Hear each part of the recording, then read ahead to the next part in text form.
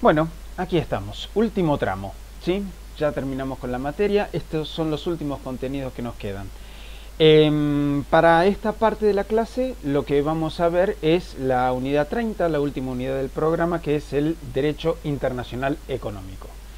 Para tratar sobre las cuestiones del Derecho Internacional Económico, ahí vamos a hablar básicamente de algunos temas interrelacionados que hemos visto por partes a lo largo de la segunda parte de la materia sobre todo, pero también lo podemos hilar un poco con los primeros contenidos en cuanto a fuentes, tratados internacionales. Vamos a ir a cosas específicas sobre eso.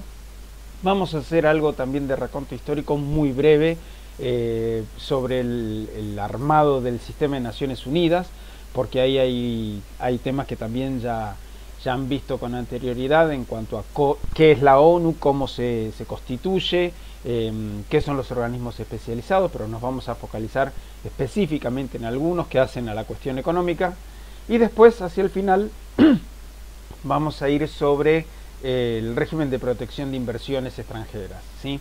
Esto vincula un poco el sistema de arbitraje y algunas otras cosas que también hemos visto. Acá lo que vamos a hacer es ver esas cosas que podemos ir hilando, compiladas como temas concretos y con algunos agregados que vamos a ver en profundidad. Tengan en cuenta también que esta parte es quizás, o sea, cuando empezamos a interrelacionar temas, ¿sí? A interrelacionar unidades anteriores, estamos empezando ya no solamente a ver contenidos de avanzada dentro de la materia, sino también aspectos bastante más prácticos de la materia. Entonces se necesita un poco de contenido teórico previo que ustedes han adquirido en el transcurso de todas estas clases, como para ver cómo se interrelacionan y cómo interactúan directamente con temas específicos. Y estos son los temas que vamos a tratar en esta parte en especial. Primero, para hablar específicamente sobre el derecho internacional económico, hay que retrotraernos un poco a la segunda posguerra, ¿sí? El final de la Segunda Guerra Mundial, y sobre todo en esos últimos años en que estaba terminando la Segunda Guerra y el escenario de posguerra.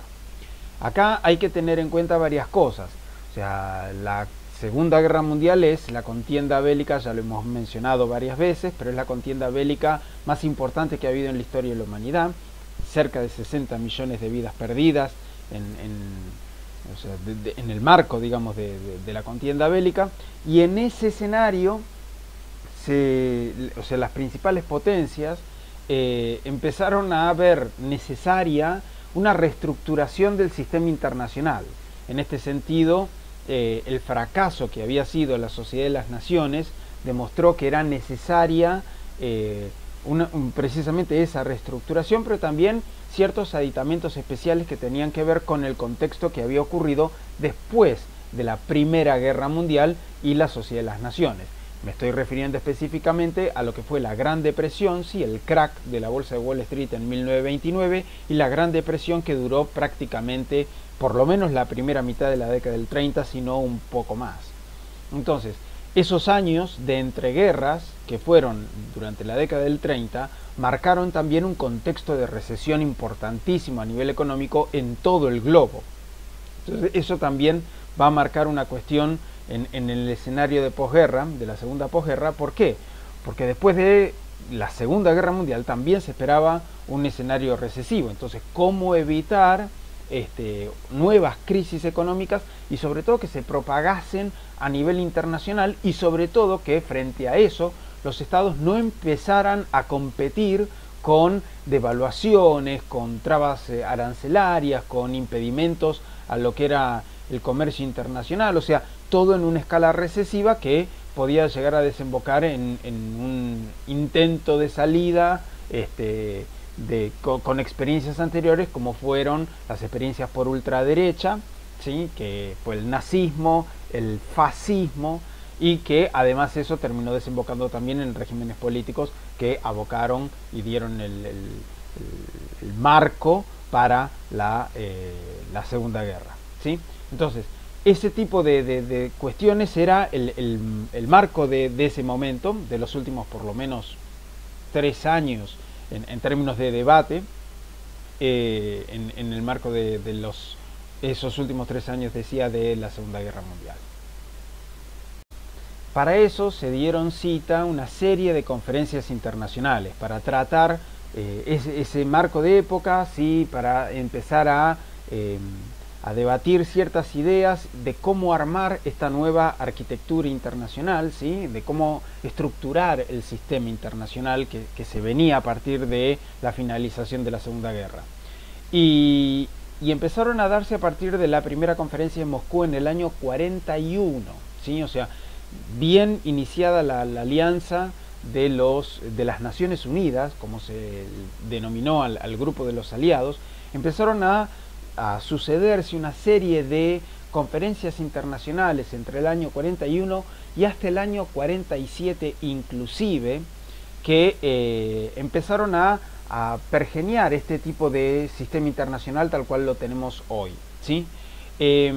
Acá ven una serie de conferencias internacionales, Moscú en el 41 y también otra en el 42, la conferencia del Cairo en Egipto en el año 43, ese mismo año una conferencia muy importante que se va a dar en la capital de Irán, en Teherán. Después esa conferencia de Teherán, la cual participaron principalmente Stalin como premier de la Unión Soviética, Roosevelt como presidente de los Estados Unidos y Churchill como primer ministro del Reino Unido, ¿sí? Una cumbre entre las 3 principales potencias de los países aliados en la Segunda Guerra. Esa conferencia de Teherán fue la que dio el puntapié para convocar a una conferencia multilateral en materia monetaria, ¿sí? Y esa conferencia monetaria internacional se dio en un hotel de lujo en el estado de New Hampshire, en Estados Unidos, más precisamente en la localidad de Bretton Woods. De ahí va a tomar el nombre de la famosa conferencia, que va a ser la conferencia de Bretton Woods en el año 44, y las instituciones económicas que van a surgir de esa conferencia van a ser llamadas las instituciones financieras internacionales, ¿sí? O también conocidas como los organismos de Bretton Woods. Después de la conferencia de Bretton Woods sucedieron otras más, ¿sí? Porque todavía no estaba terminado el armado de ese sistema internacional. Se dio otra conferencia más en Moscú en el año 44, una muy importante que se dio también en Estados Unidos en Dumbarton Oaks ese mismo año, una conferencia trascendental que fue la de Yalta en la Unión Soviética en el año 45, ya entre Dumbarton Oaks y Yalta, ahí se terminó de armar la idea de la Organización de las Naciones Unidas. Precisamente la conferencia de Yalta fue, o sea, ahí se trataron un montón de cuestiones, pero uno de los puntos clave que se trató en esa conferencia fue cómo se iba a armar el Consejo de Seguridad, ¿sí? Y los puntos que todavía subsisten al día de hoy en cuanto al veto, los países permanentes, todo eso se decidió en esa conferencia. La conferencia de San Francisco en Estados Unidos en el año 45, que es la que va a dar nacimiento a la ONU, ¿sí? Al sistema de Naciones Unidas y a partir de ahí al sistema circundante del resto de los organismos especializados. Y por último, las últimas dos, ¿sí? La de Potsdam en la Alemania ocupada en el año 45 y la conferencia de La Habana en la Cuba pre-revolucionaria en el año 47, que va a ser una conferencia que va a tratar sobre comercio internacional, ¿sí? Y que tuvo muy magros resultados, ¿sí? Básicamente fue un fracaso y lo vamos a ver hacia el final de esta parte de la clase de hoy. No vamos a hablar de todas estas conferencias, por supuesto, ¿sí? Sería muy largo de contar, pero sí nos vamos a parar en algunas específicas, la de Bretton Woods, la de La Habana, porque hacen a la cuestión económica internacional, ¿sí? Otras, ustedes han visto sus resultados en otras unidades, por ejemplo la de San Francisco, la de Yalta, la de Dumbarton Oaks, cuyos resultados fueron la Organización de las Naciones Unidas, ¿sí? Y sigue siendo, por supuesto, ¿no?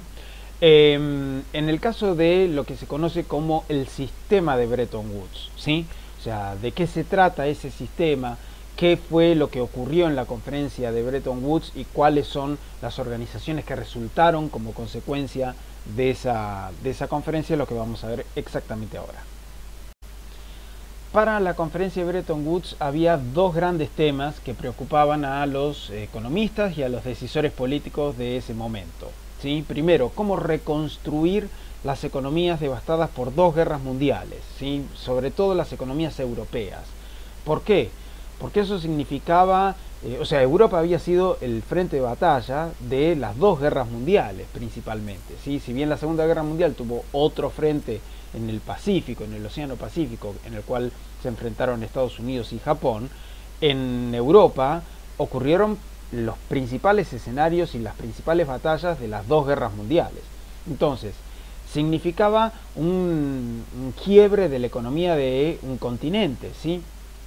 Europa había sido arrasada por dos guerras mundiales y eso no solamente era un problema europeo, sino también para los demás países que proveían de productos a Europa y que en tanto existía una recesión económica de características importantísimas, Europa no iba a estar en condiciones de poder comprar esos productos. Entonces iba a haber también una caída en las exportaciones de los demás países, principalmente en las exportaciones provenientes de Estados Unidos. Entonces, la situación europea era también un problema no solo para los europeos, sino también para, por ejemplo, los norteamericanos. Pero también hacía a una posible desestabilización del sistema económico mundial. Entonces, esos dos principales problemas eran cómo reconstruir a los países devastados por las dos guerras mundiales y también cómo evitar crisis monetarias, ¿sí? Crisis económicas que se propagaban, ¿sí? Como fue la del crack de Wall Street en el 29, que se propagó por el resto de las economías en el mundo y generó una recesión que se conoce como la Gran Depresión y que prácticamente duró 10 años, ¿sí? O un poco menos. Entonces, esos eran los dos grandes temas a tratar, ¿sí? Para eso, en la década del 40 ya se estaban actualizando y se estaban aplicando algunas políticas, hoy diríamos heterodoxas en materia de economía, y esto sobre todo a raíz de la influencia de un economista de altísimo impacto que fue John Maynard Keynes.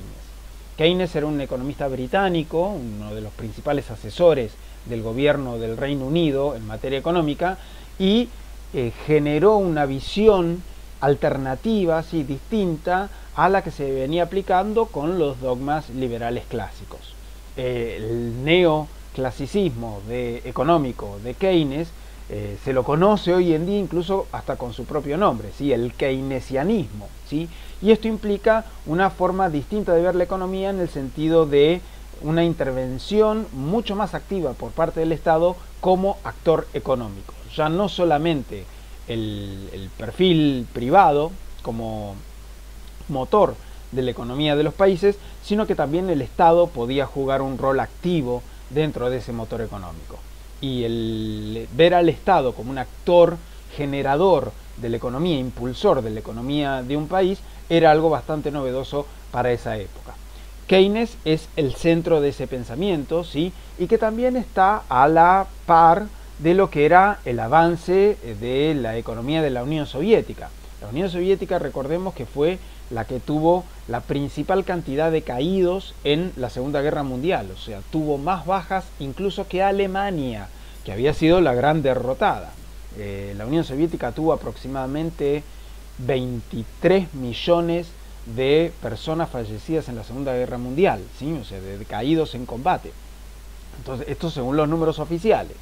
Entonces, eso también generaba, o se pensaba que podía llegar a generar un impacto tremendo en la economía de la Unión Soviética, y sin embargo la Unión Soviética parecía tener respuesta frente a esa debacle en términos de mano de obra que ya no iba a estar más trabajando, ¿sí? Porque el impacto económico también significa eso, caída de vidas, pérdida de vidas, implica un impacto en trabajadores que ya no van a participar en la generación de riqueza. Y sin embargo, la economía planificada, el sistema de economía planificada que mantenía la Unión Soviética parecía mantener un estándar, ¿sí? un nivel de sostenimiento de la economía de la Unión Soviética que los países occidentales no estaban teniendo, ¿sí?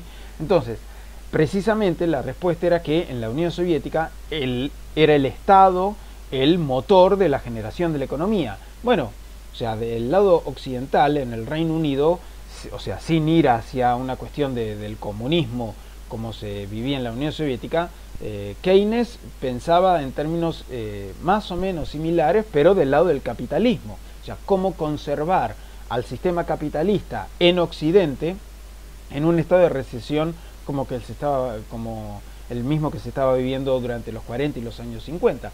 Y, o sea, cómo conservar ese sistema económico precisamente teniendo al Estado como centro motor del impulso económico.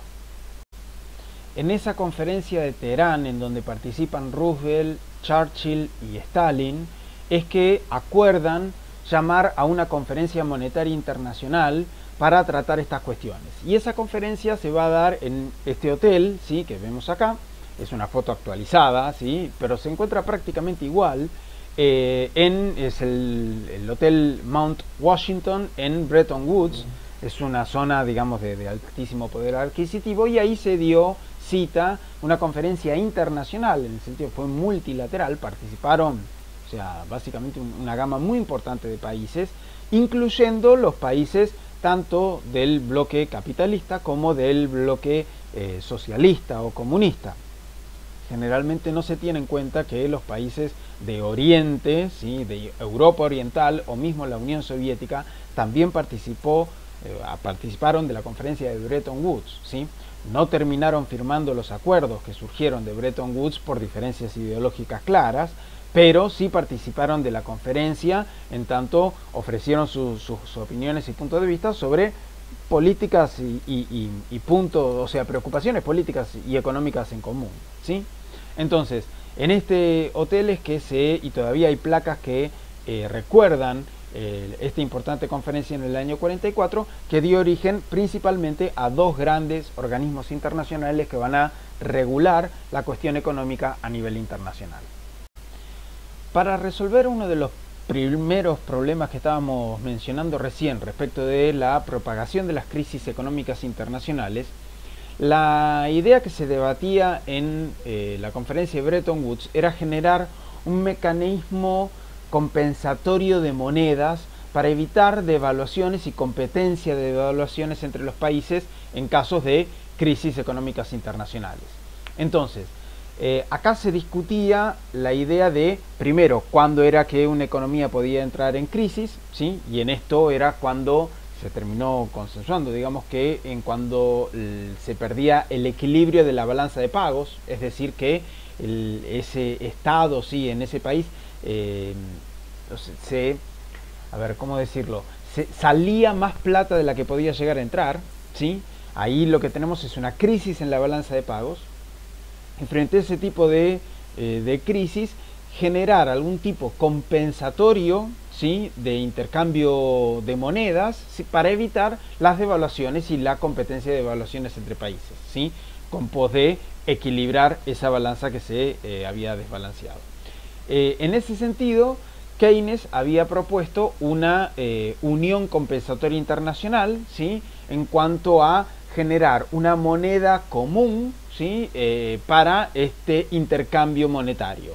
Y era una idea que Keynes tenía, crear al Bancor, ¿sí?, el nombre que tenía esta moneda, y el Bancor iba a ser esa moneda ficticia, ¿sí?, no una moneda corriente, sino una moneda ficticia que iban a manejar solamente las entidades bancarias y los gobiernos para generar ese mecanismo compensatorio. Frente a la idea de John Maynard Keynes, se opuso la propuesta del debate, del representante de los Estados Unidos, que era Harry Dexter White. En ese marco de la conferencia de Bretton Woods se dio un debate intelectual y teórico de altísimo nivel entre Dexter White y Keynes, y Maynard Keynes, es decir, en un debate entre Estados Unidos y el Reino Unido, ¿sí? Finalmente, primó la posición de los Estados Unidos, ¿sí? White venció a Keynes en el debate intelectual. ¿Y cuál era la propuesta de White? En ese momento, el motor de la economía internacional y del comercio internacional, y en ese término la moneda más estable a nivel internacional, era el dólar, ¿sí? Entonces, el dólar norteamericano. Entonces, lo que propuso Dexter White fue que se conservara y se fijara el patrón oro que se venía manejando, ¿sí? Pero que se fijara a nivel internacional en términos de convertibilidad de la cantidad de reservas en oro por parte de los países, ¿sí? Todos los países mantenían el valor de su moneda respaldado en cantidad de oro en las reservas de sus bancos centrales, ¿sí? De sus entidades financieras principales, y que el intercambio económico mundial, ¿sí? La moneda de intercambio a nivel internacional fuera una convertibilidad de ese oro con el dólar norteamericano, porque fijaba una paridad estable en el marco económico, ¿sí? A nivel internacional. En ese sentido, en el debate White-Keynes, ¿sí? Venció la posición de White y se estableció la práctica que conocemos hoy. Todo lo que se calcula en términos de divisas internacionales, o sea, esta palabra que en economía internacional parece así una metáfora, ¿sí? Tenemos tantas divisas internacionales, o sea, vienen divisas, salen divisas. En realidad, lo que estamos diciendo es un eufemismo de decir vienen dólares y salen dólares, ¿sí? O sea, la divisa internacional por excelencia es el dólar estadounidense, y eso se fijó como patrón, ¿sí?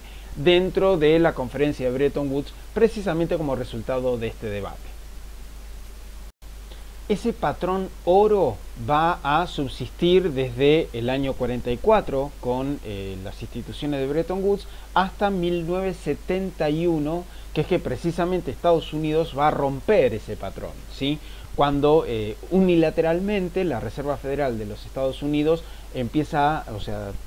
pasa a dejar de calcular su estabilidad económica, ¿sí? El valor de la moneda del dólar en términos de cantidad de reservas en oro adentro de la Reserva Federal, ¿sí?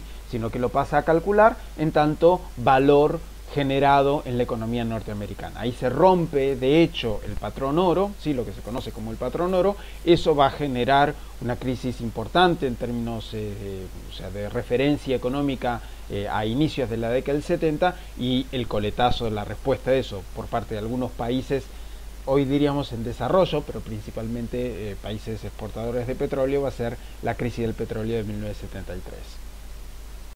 Pero bien, sin ir a eso, ¿sí?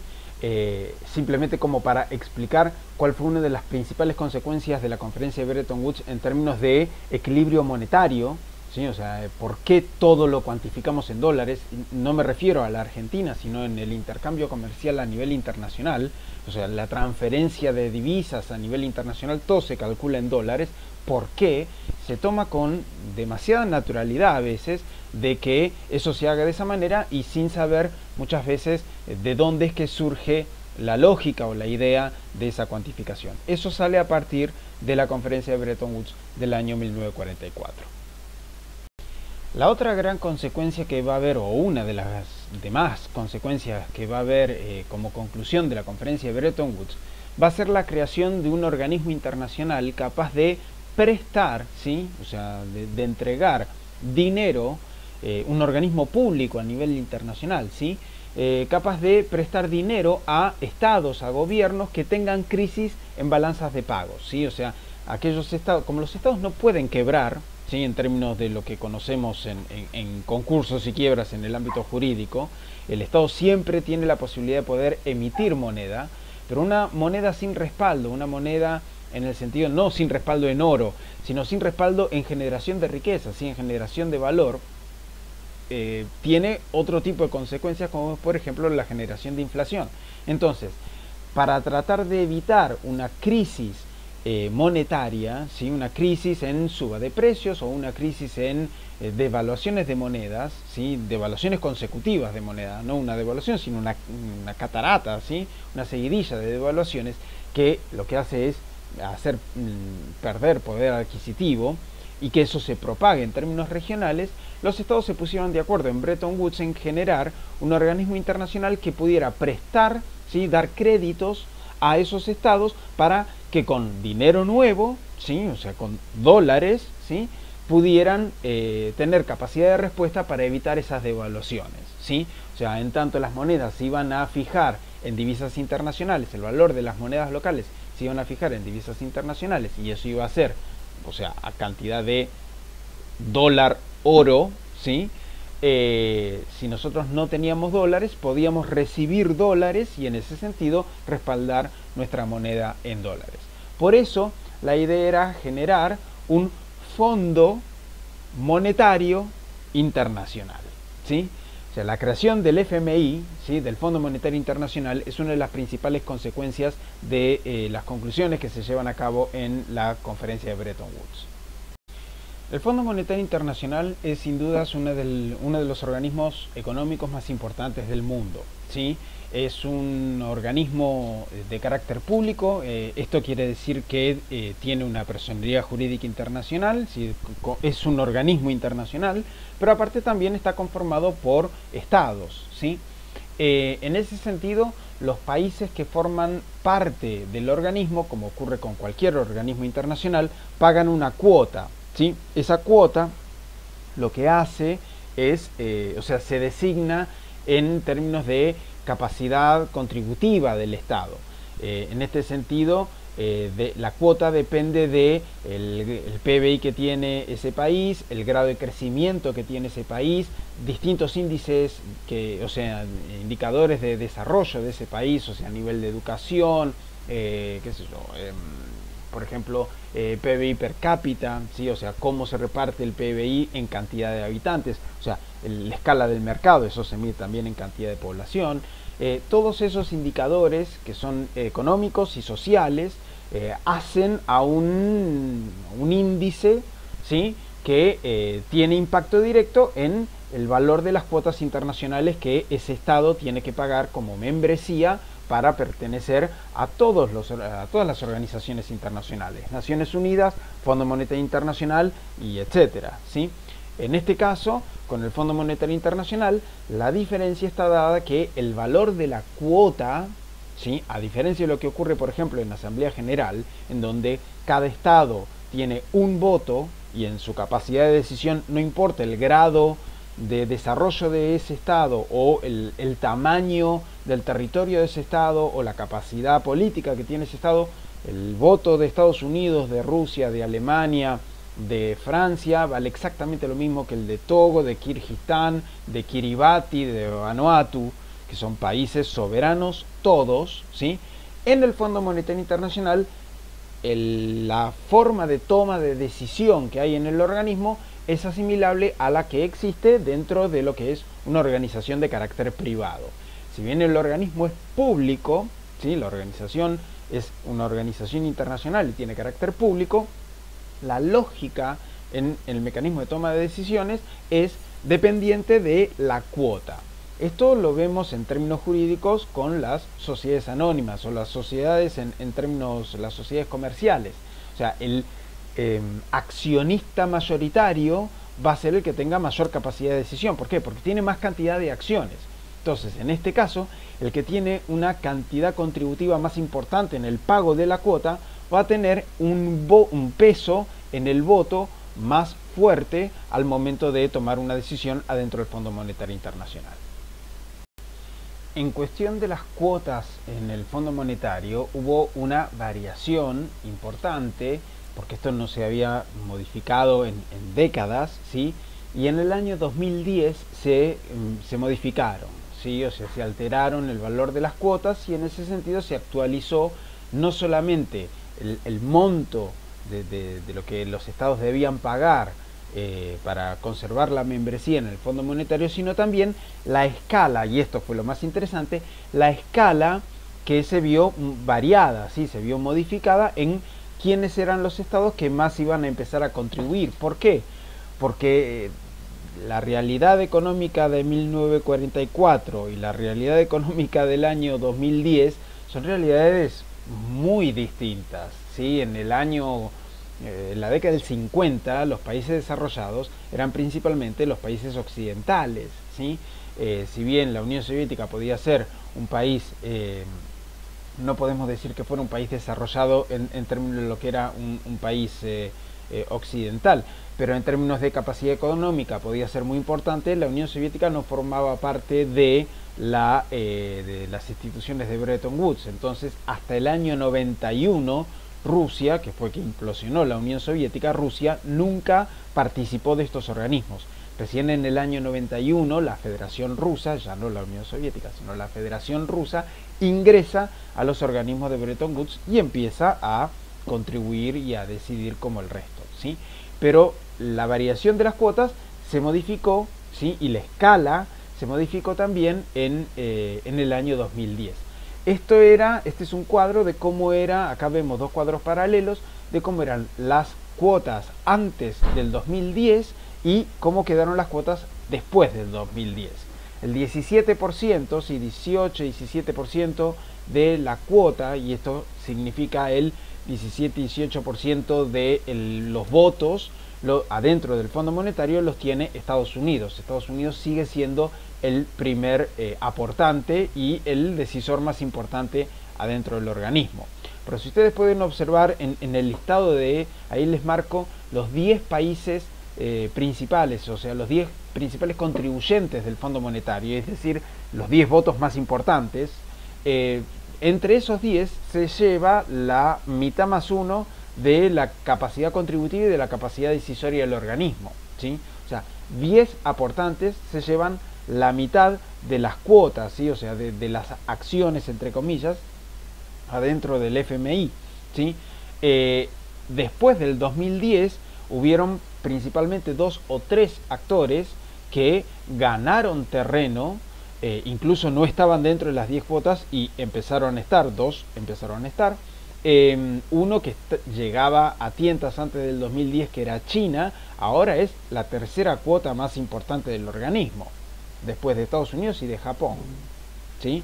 Ahí se le reconoce a China, bueno, el crecimiento económico que ha tenido en las últimas décadas, que ha sido impresionante, por supuesto.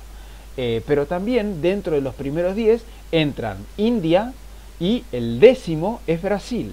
Con esto vemos que los países emergentes están empezando a ocupar terreno, ya no solamente en una cuestión de hecho en la economía internacional, sino también en términos institucionales. O sea, están empezando a ocupar lugares de relevancia, no solamente en términos de la diplomacia internacional, que eso ahí depende más de la cintura política y de la capacidad de ser influyentes con ideas y la capacidad de negociación, sino ya directamente en los resortes de los principales organismos internacionales a nivel mundial. Lo que se podría denominar, ¿sí? Lo que se podría llamar adentro del Fondo Monetario Internacional como la Asamblea del Fondo Monetario Internacional, en realidad se conoce como la Junta de Gobernadores, ¿sí? En la Junta de Gobernadores participan todos los representantes nacionales de todos los estados miembros del Fondo Monetario Internacional. De esa Junta de Gobernadores sale un comité ejecutivo. El comité ejecutivo es un numerus clausus, o sea, no participan todos los estados miembros del Fondo Monetario, sino que participan 24 países específicamente designados, ¿sí? Y de ese comité ejecutivo se elige a un director general, ¿sí? Que se lo conoce con el nombre de director gerente del Fondo Monetario Internacional. Por cuestiones no escritas, ¿sí? O sea, esto surgió dentro del acuerdo de Bretton Woods, pero no figura escrito en ningún lugar del estatuto constitutivo de Bretton Woods, ¿sí? El director gerente del Fondo Monetario Internacional siempre lo va a ocupar un europeo, ¿sí? O sea, esto es un pacto entre caballeros, como se suele decir en las esferas internacionales. ¿Dónde se dan cita a la Junta de Gobernadores y dónde funciona, digamos, dónde se encuentra el director gerente y dónde da sesiones el directorio del Fondo Monetario Internacional? El Fondo Monetario tiene su sede en Washington, ¿sí? En la capital de los Estados Unidos. Tiene, o sea, las inmunidades correspondientes a cualquier organismo internacional, y ahí funciona ese directorio compuesto por 24 países miembros, ¿sí? Son las 5 cuotas más altas, en este sentido es Estados Unidos, el Reino Unido, Francia, Japón y Alemania, ¿sí? Son las cuotas más altas. A eso se le suman otros 3, como es por ejemplo el caso de Arabia Saudita, Rusia y China, ¿sí? Y después hay 16 escaños restantes que son rotativos y se van eligiendo cada 2 años. ¿Cómo se deciden? En la Junta de Gobernadores, ¿sí? Ahí es que se completa los 24 lugares del directorio del Fondo Monetario Internacional y después la designación del director gerente del organismo. Quizás nosotros podemos llegar a estar un poco desactualizados sobre quién es el actual director gerente del Fondo Monetario Internacional. ¿Por qué? Porque solemos identificar en los últimos años a Christine Lagarde como la directora gerente del fondo, ¿sí? Y sin embargo ella ofreció su renuncia el año pasado. Christine Lagarde ya no forma parte de la dirección, no es más la directora del Fondo Monetario Internacional, sino que su cargo lo ocupó la segunda, ¿sí? Que estaba al mando y que hoy en día ocupa el cargo principal del organismo, que es Kristalina Georgieva. Ella es búlgara, ¿sí? De nacionalidad búlgara.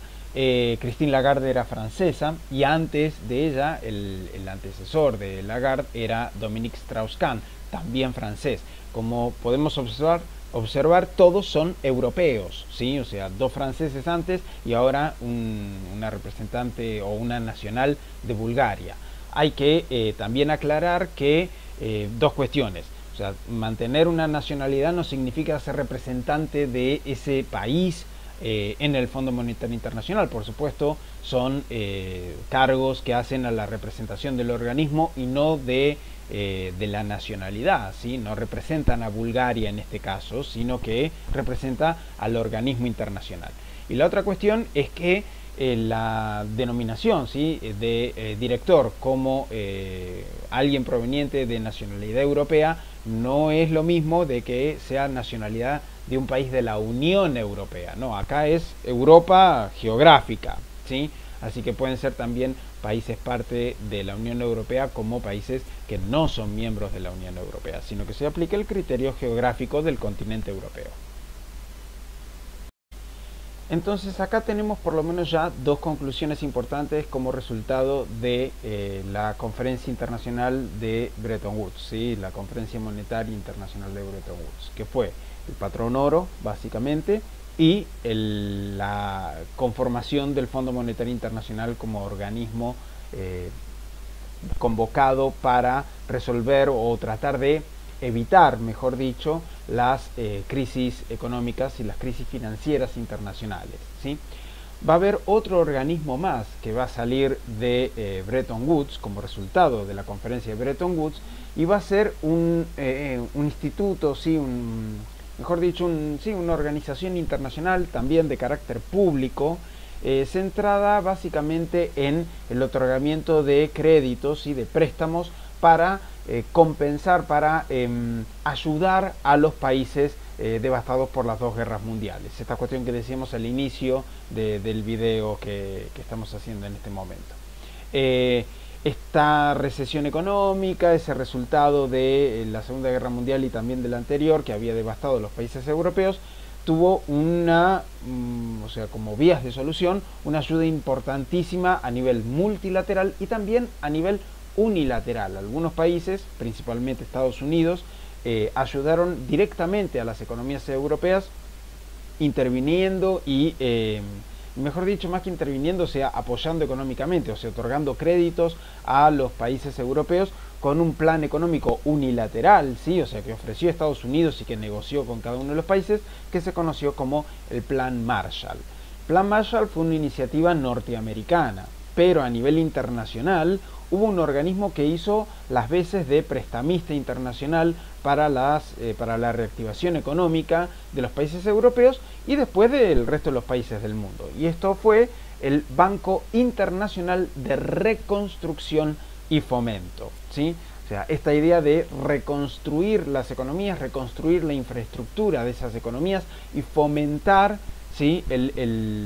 La reactivación económica precisamente como producto de la recesión de las dos guerras mundiales que habían ocurrido centralmente en Europa. Entonces se va a crear este Banco Internacional de Reconstrucción y Fomento, que va a ser la primera de 5 organizaciones que conforman lo que hoy conocemos como el Grupo del Banco Mundial.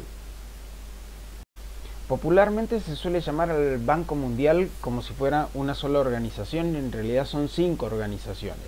Si ustedes ingresan a la página internet del Banco Mundial, vamos a ver que permanentemente se habla del grupo del Banco Mundial, porque es un grupo de organismos que están nucleados en un mismo ámbito, ¿sí? Son 5 organizaciones entonces las que conforman este grupo del Banco Mundial. El BIRF es la primera, ¿sí? El Banco Internacional de Reconstrucción y Fomento. Después lo que tenemos es la Asociación Internacional de Fomento, la AIF. La Asociación Internacional de Fomento lo que, o sea, la iniciativa que canaliza, ¿sí? A partir también de los acuerdos de Bretton Woods, es precisamente otorgar créditos a países que, o sea, que no son simplemente economías con problemas de infraestructura, sino que son economías muchísimo más atrasadas en cuanto a su desarrollo económico. Son los países, lo que se conoce como los países menos adelantados, ¿sí? Principalmente son las economías africanas, algunas economías asiáticas, algunas en el Caribe, ¿sí? En Centroamérica incluso. Tienen líneas de crédito separadas, especializadas directamente para canalizar necesidades de esos países. Entonces acá hasta este momento tenemos 2 organismos internacionales, ¿sí? El Banco Internacional de Reconstrucción y Fomento y la Asociación Internacional de Fomento. Ambas organizaciones cambiaron su nombre hacia la década de los 80 también para actualizar un poco la denominación de la teoría económica. Esta idea del fomento de las economías cambió a su eje hacia una mirada más desarrollista. Entonces por eso también en mucha bibliografía especializada podemos llegar a encontrar a los mismos organismos con diferente denominación. En vez de ser el BIRF, va a ser el BIRD, ¿sí? O sea, el Banco Internacional de Reconstrucción y Desarrollo, así como la Asociación Internacional de Desarrollo, la AID, ¿sí? Son las mismas organizaciones internacionales, simplemente que en los 80 cambiaron parte de su denominación. Después lo que vamos a tener como tercer organismo miembro del grupo del Banco Mundial va a ser la Corporación Financiera Internacional.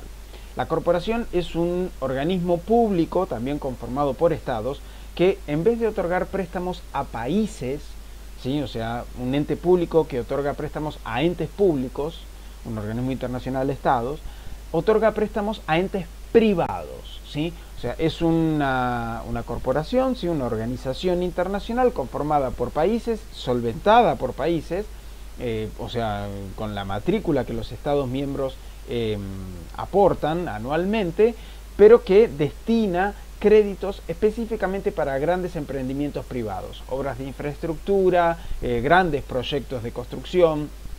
O sea, en ese sentido, o sea, sí, parte de la instalación de fábricas de grandes corporaciones internacionales, ¿sí? De empresas multinacionales, no pequeñas empresas.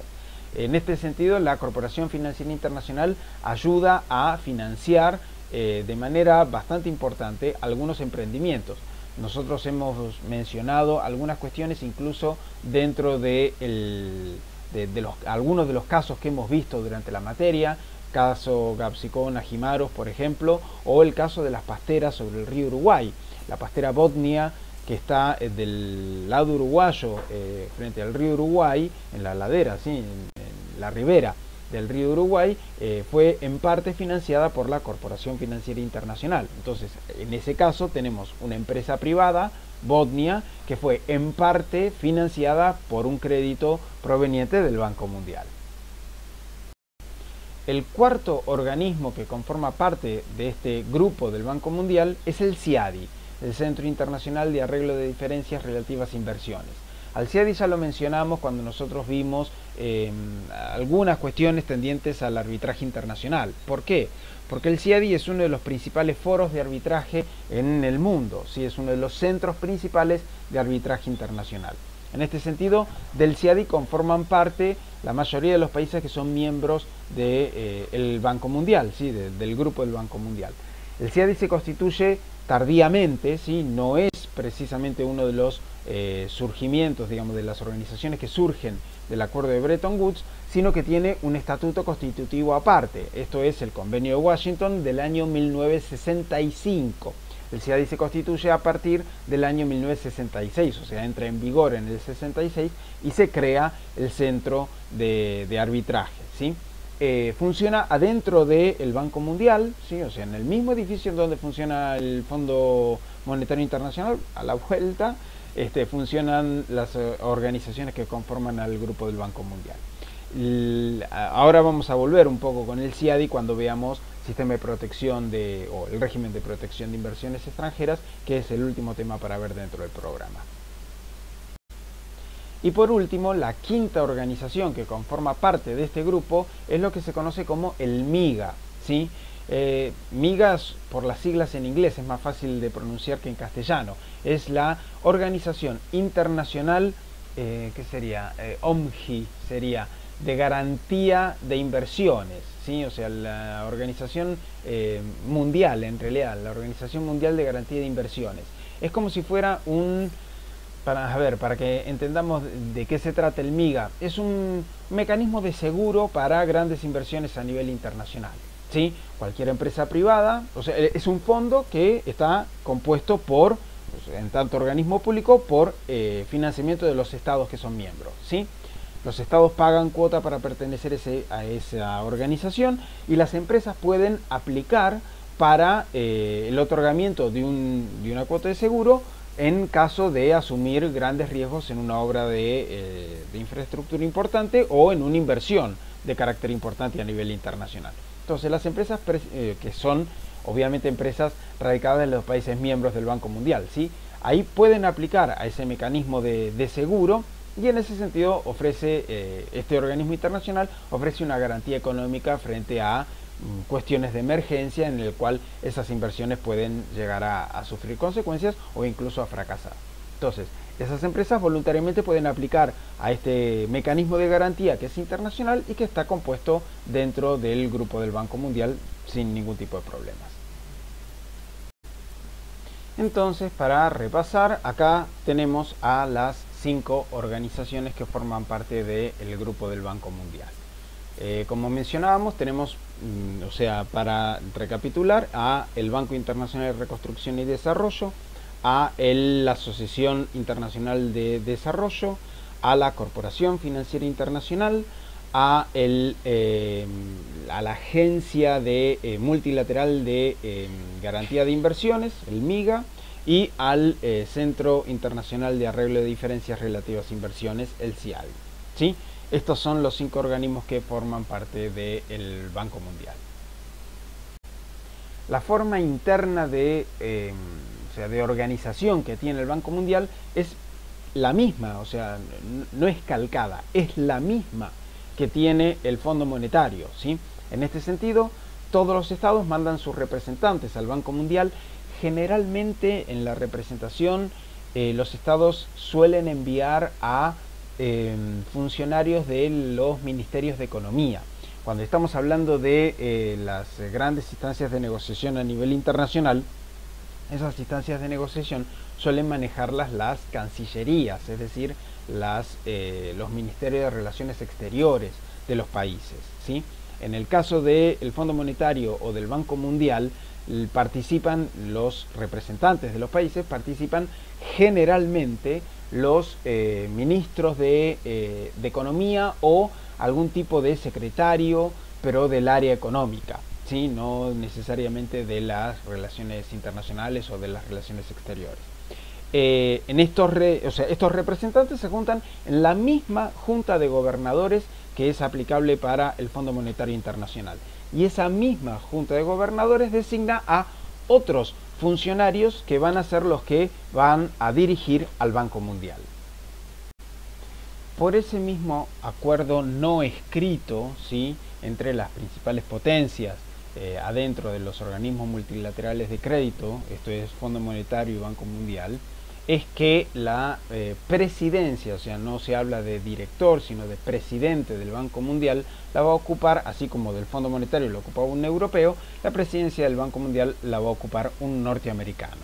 Siempre, ¿sí?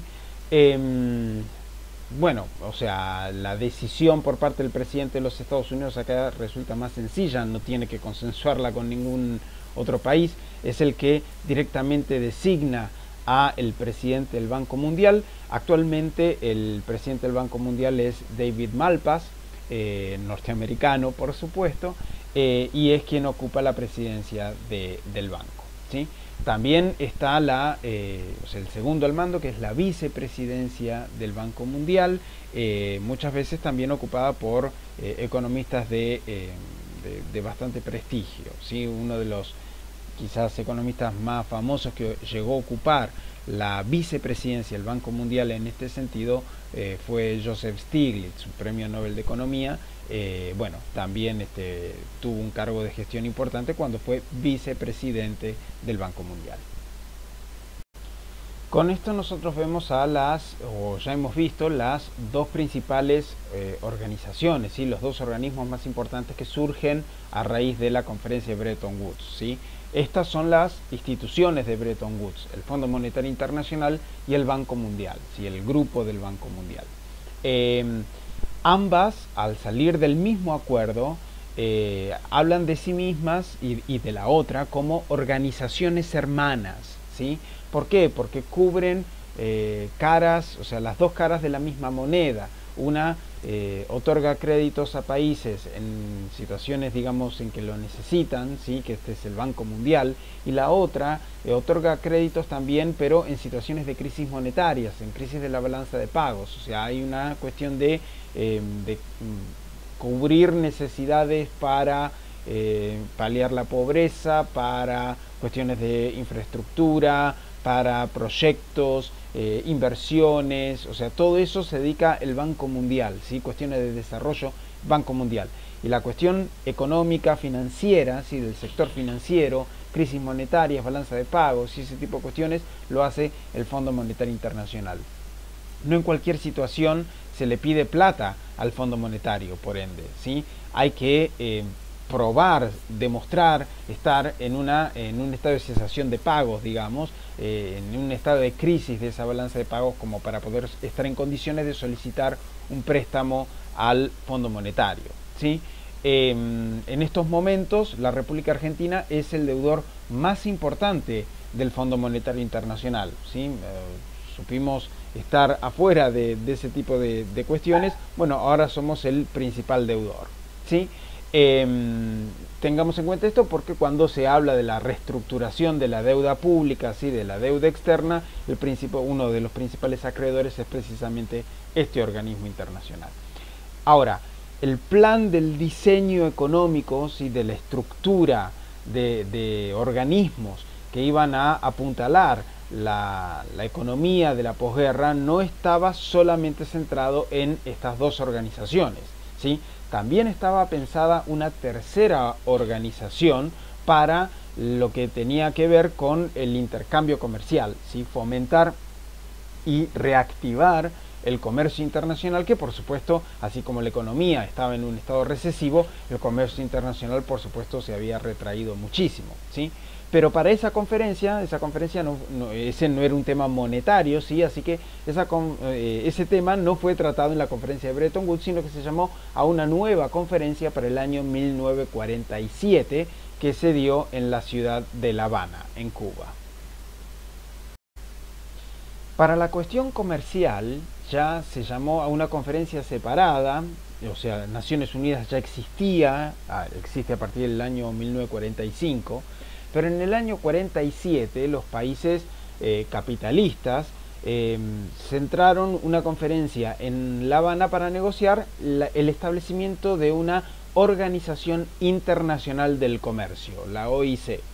La idea de la OIC era generar un mecanismo de negociaciones institucionalizado, porque era una organización internacional, que lo que hiciera era reducir las barreras arancelarias, ¿sí? Acá hay una cuestión también en términos de teoría económica, de ideología política incluso, que hizo, y también, o sea, de parte de las negociaciones diplomáticas, que hizo directamente que los países de ese segundo mundo, ¿sí? del ámbito de la Guerra Fría, es decir, los países de Europa Oriental, la Unión Soviética y del área del socialismo real, no participaran de la conferencia de La Habana, ¿sí?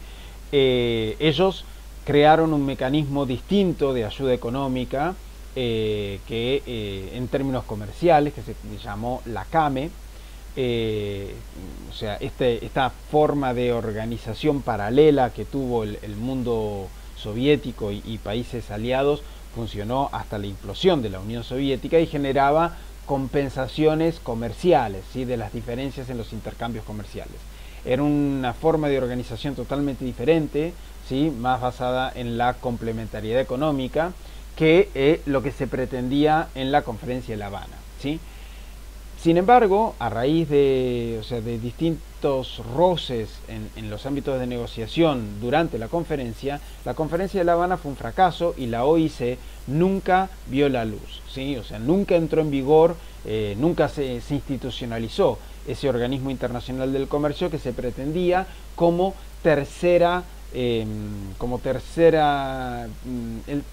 una tercera parte de ese trípode de instituciones financieras y económicas internacionales, ¿sí?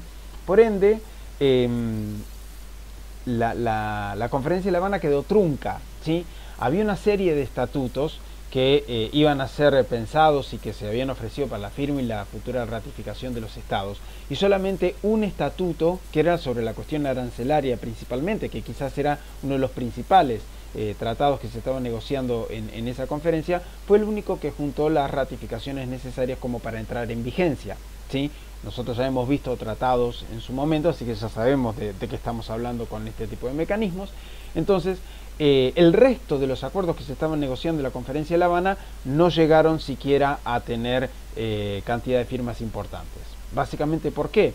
Porque uno de los principales negociadores de esa conferencia, esto fue Estados Unidos, al momento de intentar ratificar esos acuerdos, el veto por parte del Senado de ese país impidió cualquier tipo de obligación internacional por parte de la principal potencia comercial de ese momento en el mundo, ¿sí? Por eso fue que la OIC nunca entró en vigencia. O sea, era muy difícil que pudiera haber un organismo internacional que regulara el comercio internacional, por lo menos entre los países occidentales, sin el principal jugador del comercio internacional, que era los Estados Unidos. Pero, sin embargo, ese acuerdo en materia de aranceles sí entró en vigor y sí juntó las ratificaciones necesarias para poder hacerlo, ¿sí? Y fue el Acuerdo General de Comercio y Aranceles, en castellano, o el nombre original en inglés es el General Agreement of Trade and Tariffs, más conocido por sus siglas como el GATT. El GATT no fue un organismo internacional, era un tratado, ¿sí?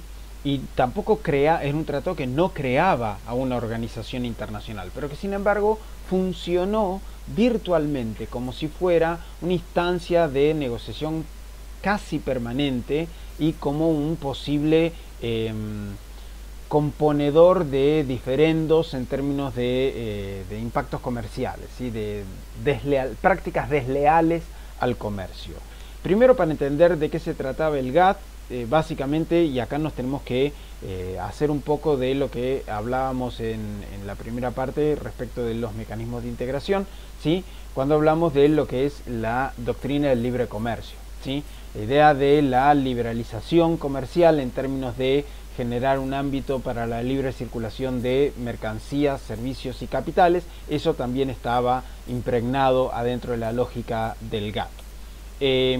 Básicamente de lo que trataba era de un estatuto, ¿sí? un tratado internacional, por un lado, con membresías, ¿sí? O sea, con cantidad de países miembros de ese tratado, pero que cada tanto tiempo se reunían para renegociar los límites tarifarios, en lo que se llamaban las rondas de negociación del GATT.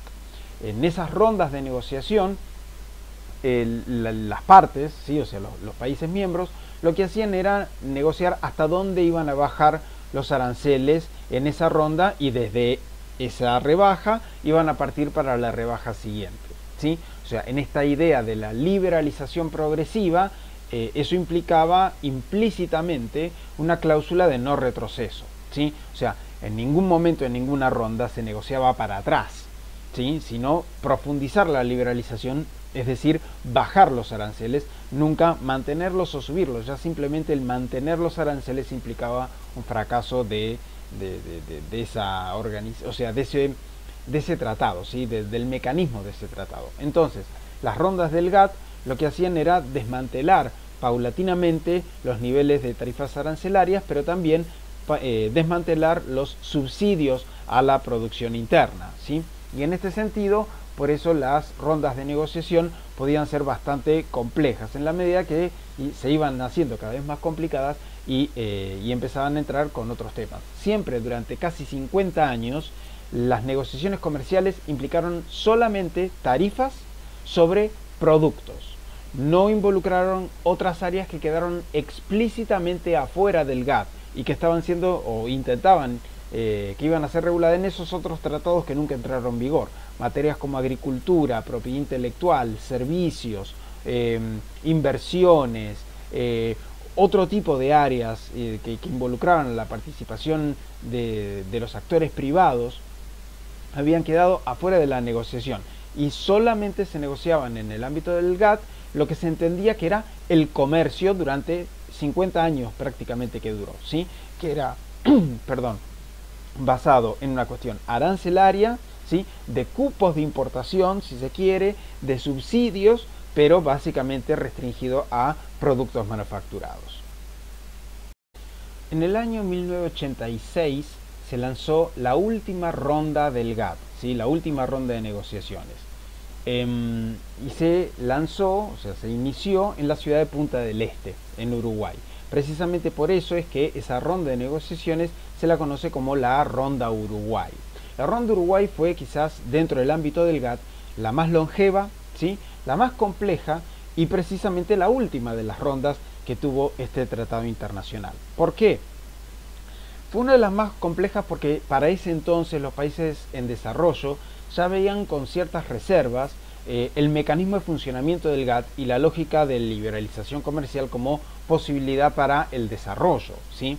En las rondas anteriores y durante casi 50 años a los países en desarrollo se le había prometido que la liberalización comercial podía llegar a brindarles beneficios, ¿sí?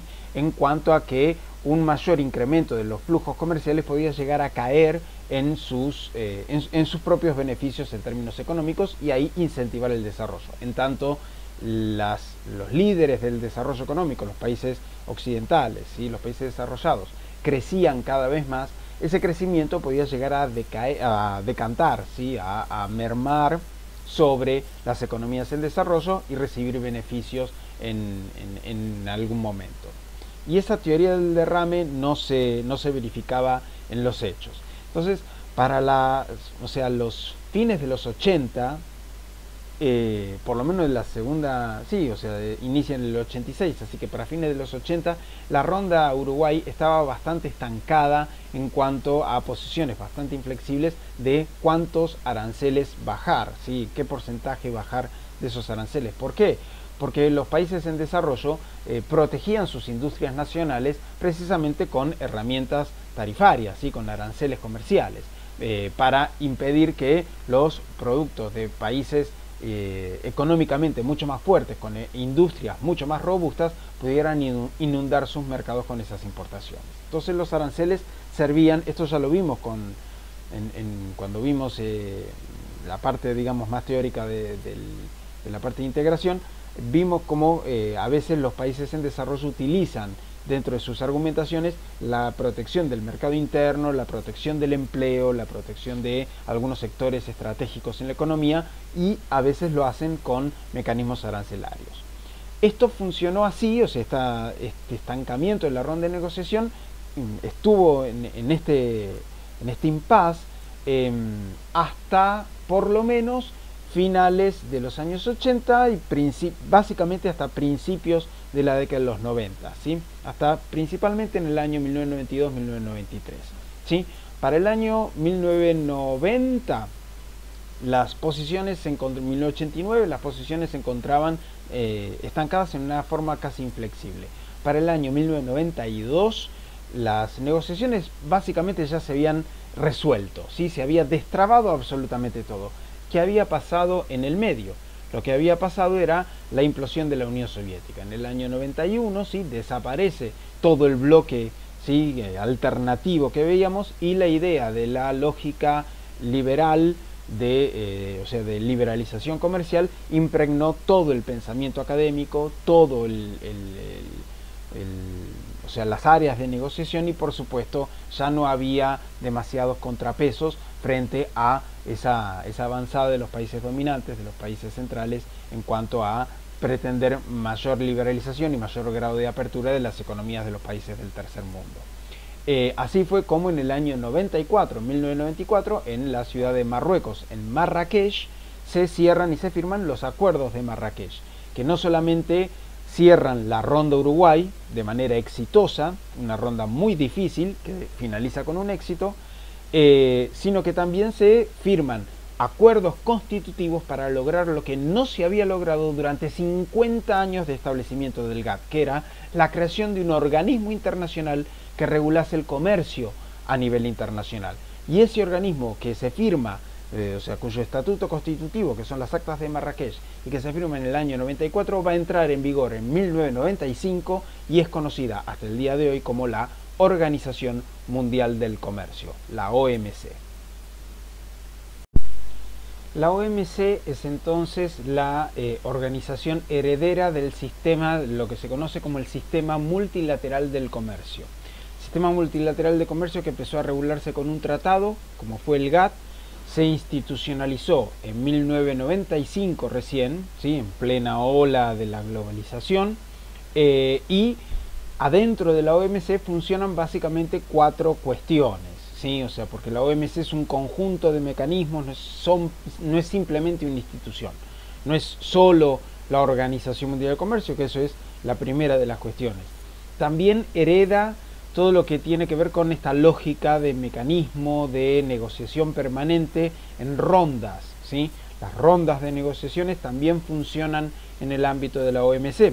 Entonces es común ver que se da cita esta especie de asamblea de ministerios, de ministros de comercio, que se conocen como las conferencias ministeriales, y esas conferencias ministeriales lo que hacen es cerrar ciertos procesos de negociaciones comerciales, ¿sí?, lo que son las rondas de negociación.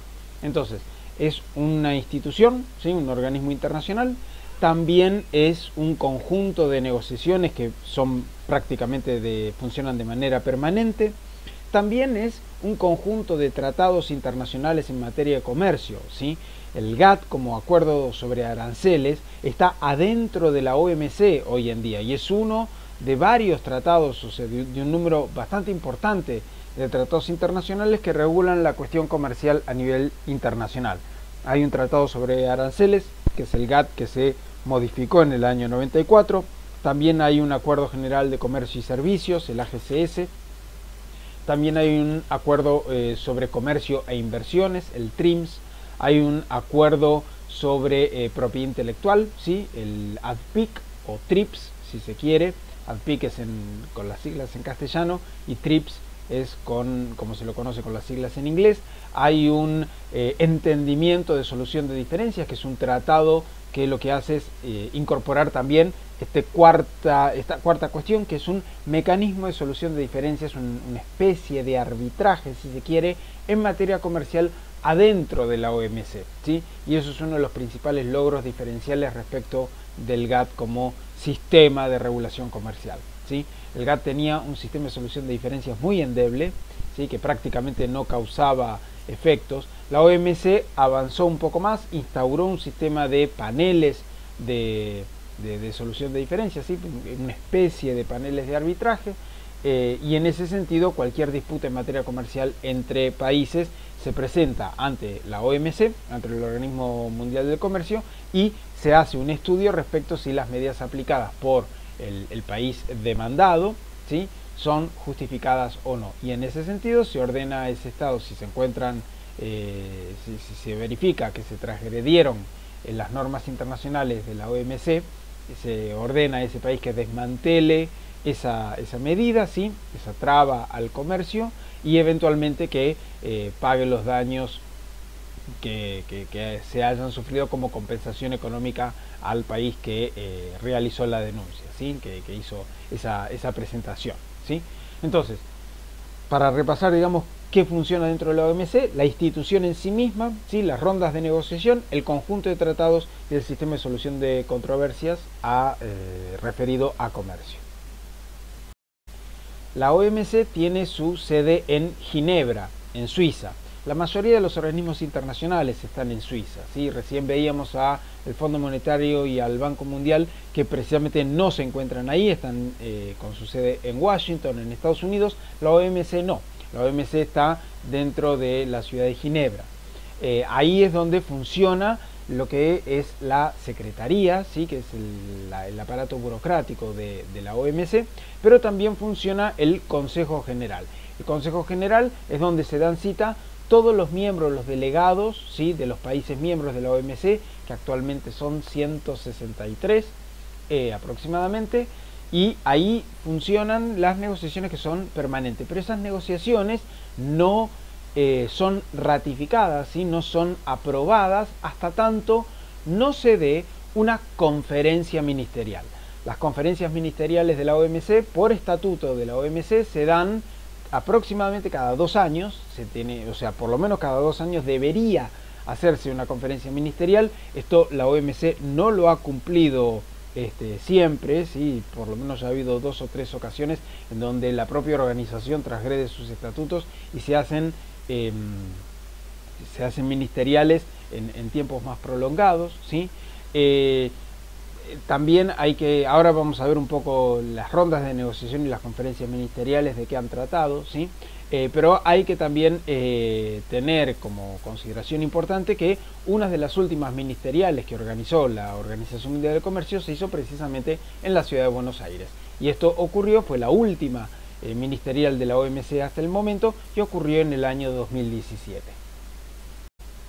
La cabeza visible, ¿sí? El representante visible de la OMC es el director general o el secretario general si se quiere, pero el nombre formal es director general de la OMC. Actualmente ese cargo lo ocupa un brasileño que es Roberto Azevedo.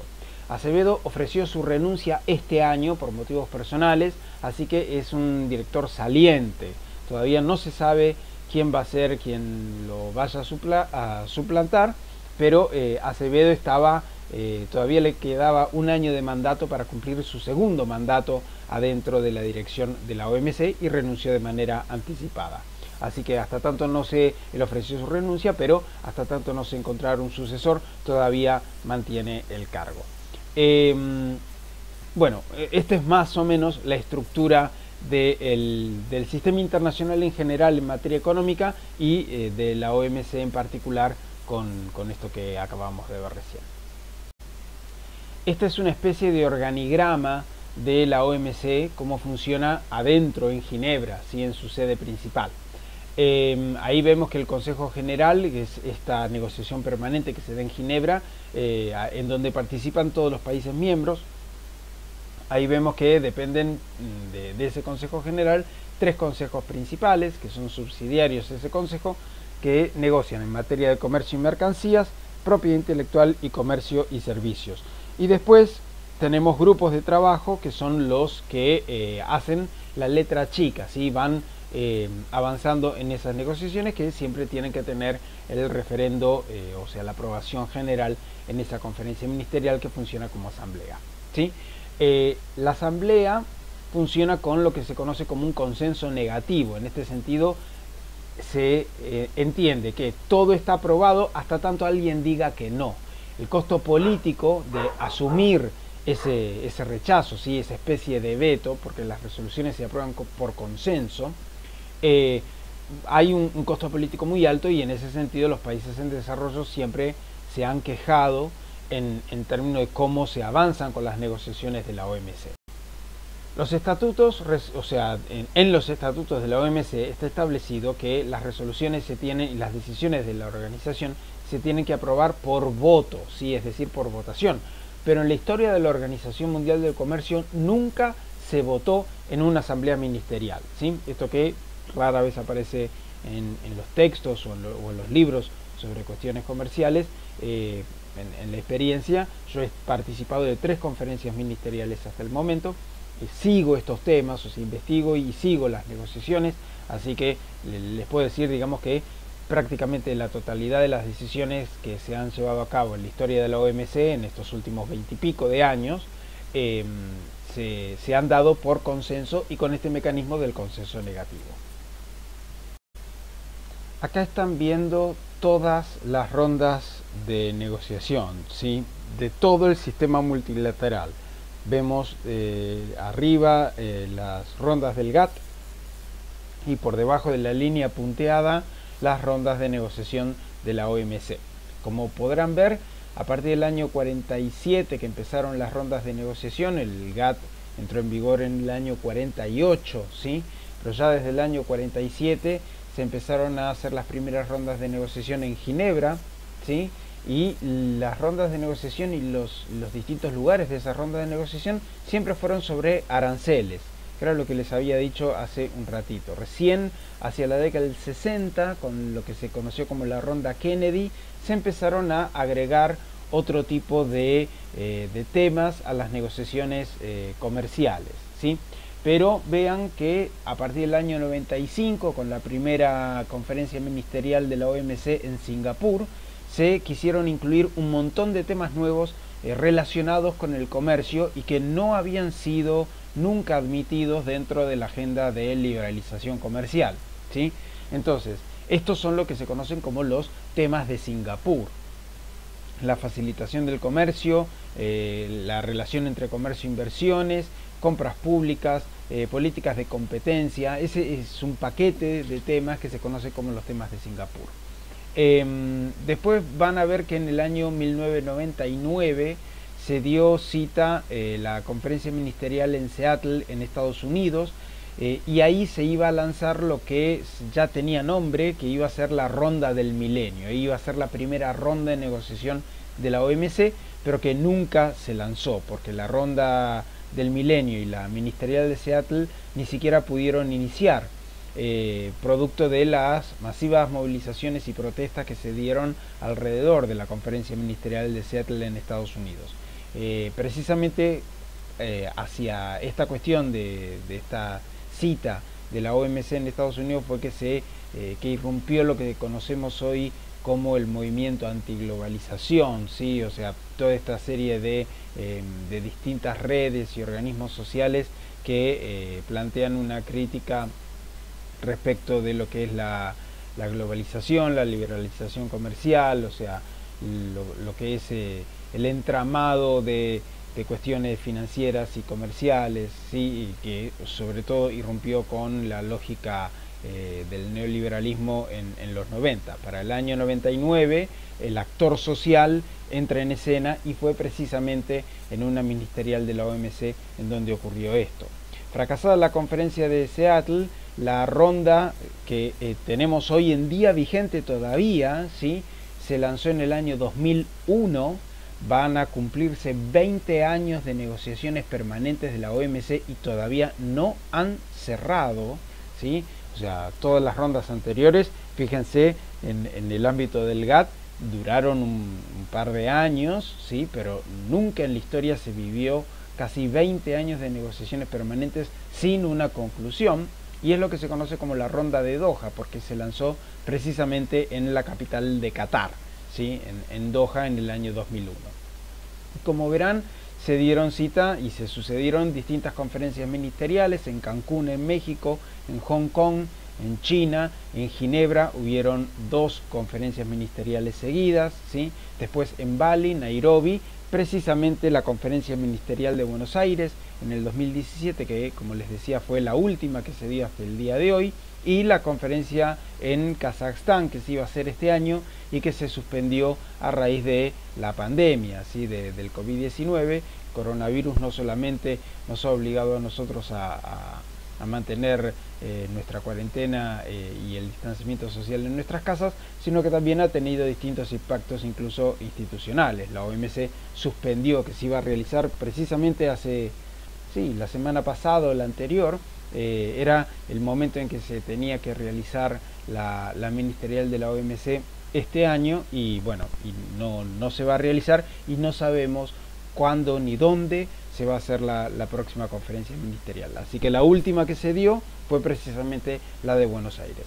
La conferencia ministerial de Buenos Aires no tuvo un texto final, también fue una conferencia fracasada. Ahí ni siquiera hubo una declaración final por parte de los negociadores, con lo cual eso, o sea, básicamente los países se volvieron a sus casas con las manos vacías, ¿sí? Y esto, ¿por qué ocurre?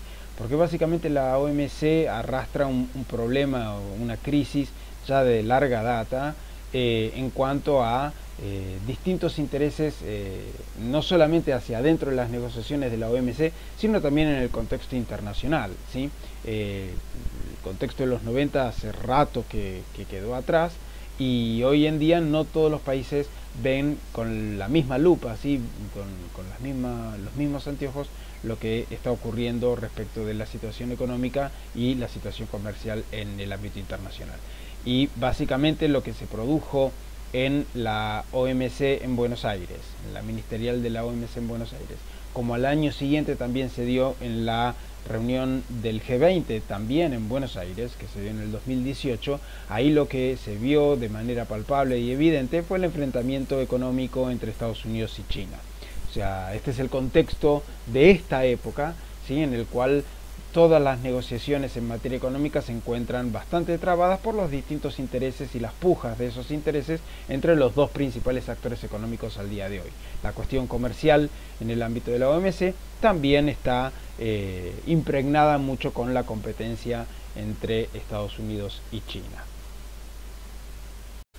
Para que vean más o menos de qué se trata, digamos, cómo se da el flujo del comercio internacional y por qué no todos los jugadores pesan lo mismo, no todos los estados pesan lo mismo, es porque comercian a escala diferente, ¿sí? No es lo mismo el comercio que puede venir desde países de Sudamérica, países de África o algunos países de Asia, al comercio que es, o sea, corre, digamos, por las trazas centrales de lo que es el intercambio comercial entre Estados Unidos, en los países principalmente de la Unión Europea, y los países asiáticos, esencialmente China. Acá en este mapa les muestro un poco por dónde pasa el flujo de mercancías, y como vemos las flechas cuanto más gruesas son, implica, digamos, un mayor intercambio comercial, ¿sí? Y estamos viendo que principalmente en estos momentos el flujo comercial pasa entre China, Estados Unidos y la Unión Europea. Esos son los tres grandes jugadores del sistema multilateral de comercio hoy, ¿sí? El resto de los países participan, pero participan en una escala muchísimo menor. También vean una cuestión que es importante, porque en América Latina el principal flujo comercial se da hacia adentro de América Latina. Y en ese sentido los países del Mercosur tienen bastante para contar. ¿Por qué? Porque los principales socios comerciales de los países del Mercosur son los demás socios del Mercosur. O sea, el comercio hacia afuera del Mercosur existe, por supuesto, pero es de un flujo mucho menor en términos económicos, ¿sí? Y eso no necesariamente se tiene en cuenta al momento de entablar negociaciones o de estudiar este tema.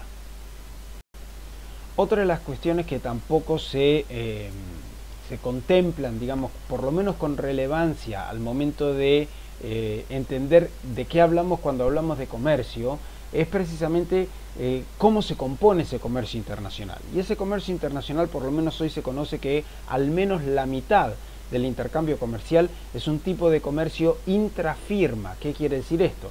Que las principales empresas a nivel internacional comercian hacia adentro de esa propia firma. A ver, para poner simplemente un ejemplo, no sé, Nike Francia le compra a Nike Estados Unidos X cantidad de insumos para terminar o para vender en su mercado en Francia, ¿sí? O sea, son empresas constituidas de manera diferente, pero que son parte del mismo entramado de la empresa global, ¿sí? O sea, parte del mismo grupo.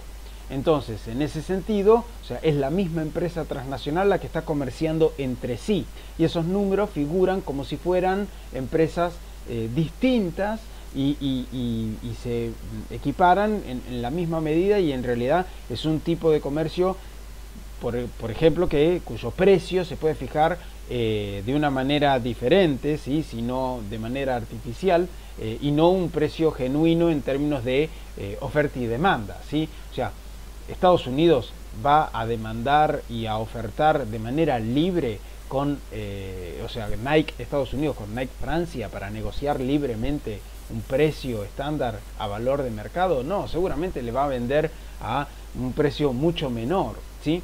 Entonces, como para fortalecer y ganar posición dentro del mercado de indumentaria deportiva, ¿sí? Esto ocurre y ese volumen es al menos la mitad del comercio internacional. El otro 30% es comercio entre empresas transnacionales. O sea, Nike Estados Unidos le compra a Adidas Alemania, ¿sí? Si bien son competencia en este caso, pero podría comprarle, no sé, Toyota a Toyota Estados Unidos a Nike Estados Unidos, ¿sí? O Toyota Japón a Nike Estados Unidos. Entonces son empresas multinacionales que comercian entre sí. Eso ocupa el 30% de lo que es el volumen de comercio internacional. Y el 20% restante es el comercio genuino, el de pequeños productores, el de oferta y demanda, es lo que nosotros entendemos como comercio común y corriente, ¿sí? Yo voy y le compro al almacenero, yo voy y compro en el supermercado y ese supermercadista trajo o sea, el producto de otro lugar. O sea, ese es el comercio genuino que nosotros creemos que es la mayoría y en realidad es una parte muy minoritaria del flujo de comercio internacional. ¿Qué queremos decir con esto? O sea, que en términos de las negociaciones comerciales y de la liberalización comercial, el consumidor, que ocupa ese 20%, sufre o recibe mucho menos, ¿sí? O percibe mucho menos los beneficios de ese flujo de comercio que se negocia en estos grandes foros internacionales, a diferencia de las grandes empresas, que son las que principalmente participan de ese intercambio comercial. Naciones Unidas tiene 193 Estados miembros.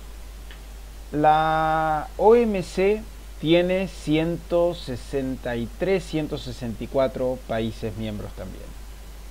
El Fondo Monetario Internacional y el Banco Mundial tienen aproximadamente 180 países con membresía, ¿sí? Está claro que las principales discusiones, los temas más gruesos, ¿sí?, de la situación económica mundial no se discuten entre 160, 190 partes negociadoras, ¿sí? Son esas grandes asambleas, esos grandes foros multilaterales, pero también hay foros mucho más reducidos. Esos foros más reducidos son los que se conocen como los G tanto, ¿sí? El grupo de los tantos países.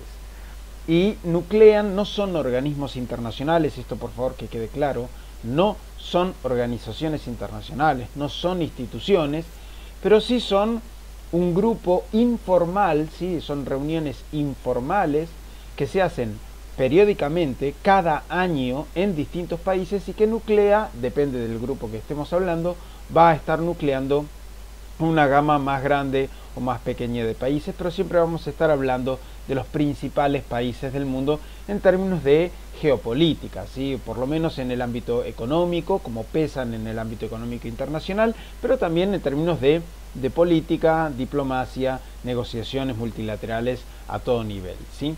Y para estas reuniones, estos grupos, participan los presidentes de esos países. O sea que estamos hablando de las reuniones cumbres a más alto nivel de lo que es la política internacional, la diplomacia internacional, y que por supuesto puede llegar a tener un impacto directo en el ámbito del derecho internacional público.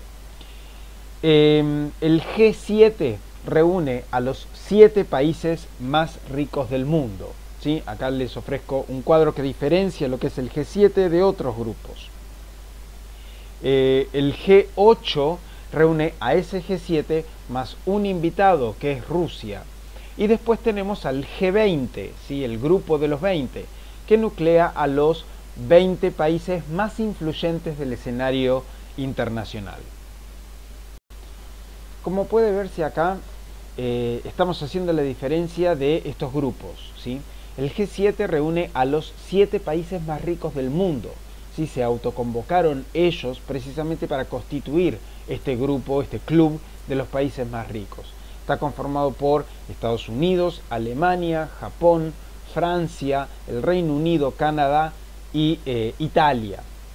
Estos 7 países más ricos, o sea, también se reúnen periódicamente todos los años, pero a veces también invitan a Rusia.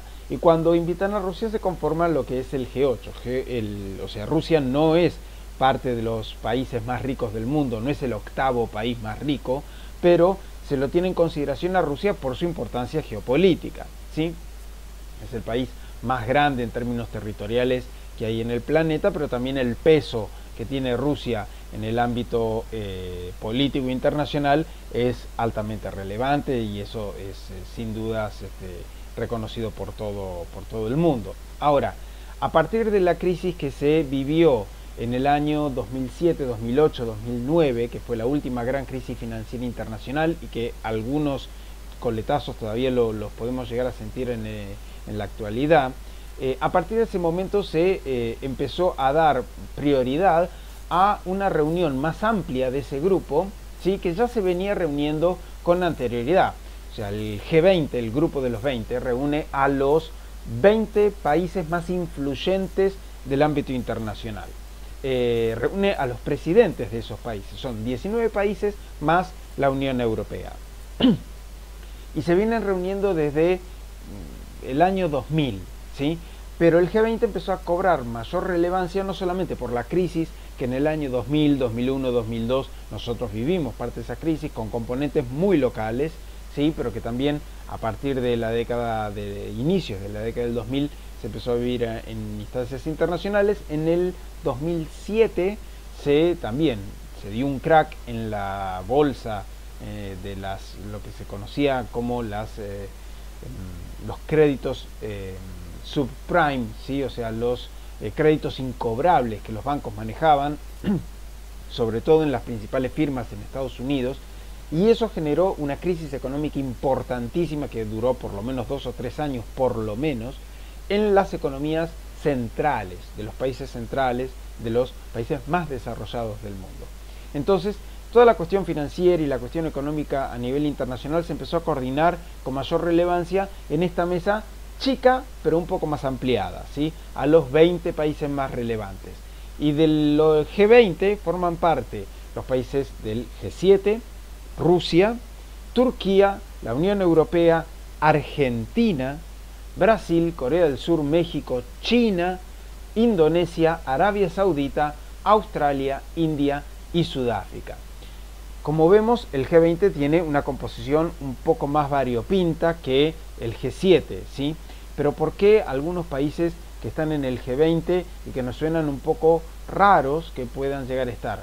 Muchos tienen una relevancia importante en el ámbito económico internacional, ¿sí?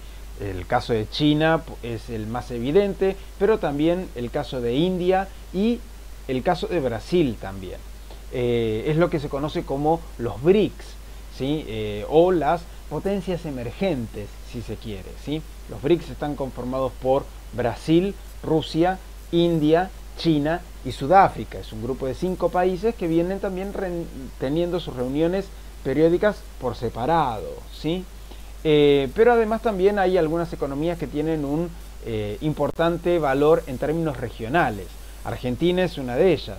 Argentina es la tercera economía más importante de América Latina. Primero está Brasil, segundo México y tercero nuestro país. Y los 3 países más importantes en términos económicos en América Latina, los 3 pertenecen precisamente al G20, ¿sí? Entonces, esta mesa chica, ¿sí? Que está teniendo también dificultades para poder concretar algunas políticas concretas, ¿sí? O sea, algunas políticas de impacto real, ahí se discuten, o sea, es una agenda abierta y se discuten muchos de los temas que se llevan después al ámbito multilateral. Algunos acuerdos, ¿sí? se dan cita y se discuten en estas mesas pequeñas y después se llevan como posiciones en conjunto a las mesas de negociaciones en en el Consejo de Seguridad, en Asamblea General de Naciones Unidas, en el Fondo Monetario Internacional, en el Banco Mundial o mismo en la OMC, ¿sí? Entonces, lo que se ha visto, digamos, en las últimas reuniones del G20, ¿sí? Sobre todo en la de Buenos Aires y la subsiguiente en Osaka, en Japón, fue que principalmente las negociaciones ya no pasan ni por 7, ni por 8, ni por 20 países, pasan por 2, Estados Unidos y China. Esta es la economía globalizada, ¿sí? La economía que nosotros estamos teniendo en nuestro marco de época en la actualidad, ¿sí? Ahora lo que vamos a hacer es, teniendo en cuenta este panorama, ¿sí? Este panorama y contexto internacional, vamos a empezar a hablar sobre lo que significa el régimen de protección de inversiones extranjeras. El régimen de protección de inversiones extranjeras básicamente está dado a partir de tratados bilaterales. Ya mencionamos a estos tratados en unidades anteriores y lo que vamos acá es a hilvanar un poco ese tipo de temas que ya hemos visto, ¿sí? Estos tratados bilaterales constituyen una red, ¿sí? bastante compleja de tratados bilaterales de inversión, los TBI, ¿sí? Estos tratados de inversión lo que hacen es proteger a las inversiones extranjeras en el territorio de un Estado. Para que entendamos más o menos cómo es que funcionan, acá les pongo algunos diagramas, ¿sí? Un TBI es un tratado bilateral de inversión. En este sentido tenemos dos estados y esos dos estados firman y ratifican y se obligan por las obligaciones, ¿sí? Por las cláusulas que contienen estos tratados bilaterales. Entonces acá tenemos dos partes, ¿sí? Un estado A y un estado B. Ambos se comprometen mutuamente, ¿sí? Bilateralmente, de manera recíproca, con todos los contenidos que poseen estos tratados bilaterales de protección de inversiones. ¿Cuál es el objetivo principal de estos TBI? Básicamente es proteger la inversión privada proveniente del otro estado. Es decir, que el estado A se compromete en proteger en su territorio a las inversiones que vienen del estado B, de la misma manera que el estado B se compromete a proteger a las inversiones que provengan del estado A, ¿sí? Estamos hablando de capitales privados, ¿sí? Empresas privadas que invierten en otro país, ¿sí? Y ese otro país se compromete a dar ciertas garantías, ¿sí? A proteger a las inversiones que provengan del extranjero.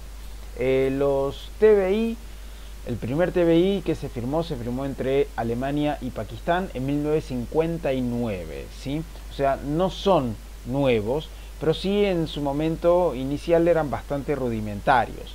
En la década de 1990 la cantidad de tratados bilaterales de inversión aumentó exponencialmente, ¿sí? Yo acá les muestro un gráfico también de fuentes oficiales de UNCTAD, ¿sí? De una de las agencias de Naciones Unidas que investiga temas económicos, y podemos observar cómo en este gráfico la cantidad de tratados bilaterales de inversión siempre fue en aumento, pero sobre todo cómo se incrementó en la década de 1990, ¿sí?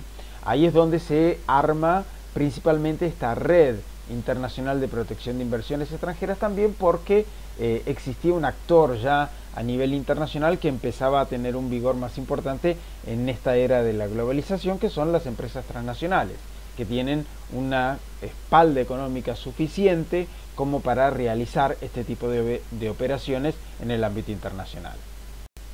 ¿Para qué es que se firman los tratados bilaterales de inversión? Bueno, la idea es que un inversionista extranjero que puede intentar o desea hacer negocios en otro lugar del mundo corre muchos riesgos.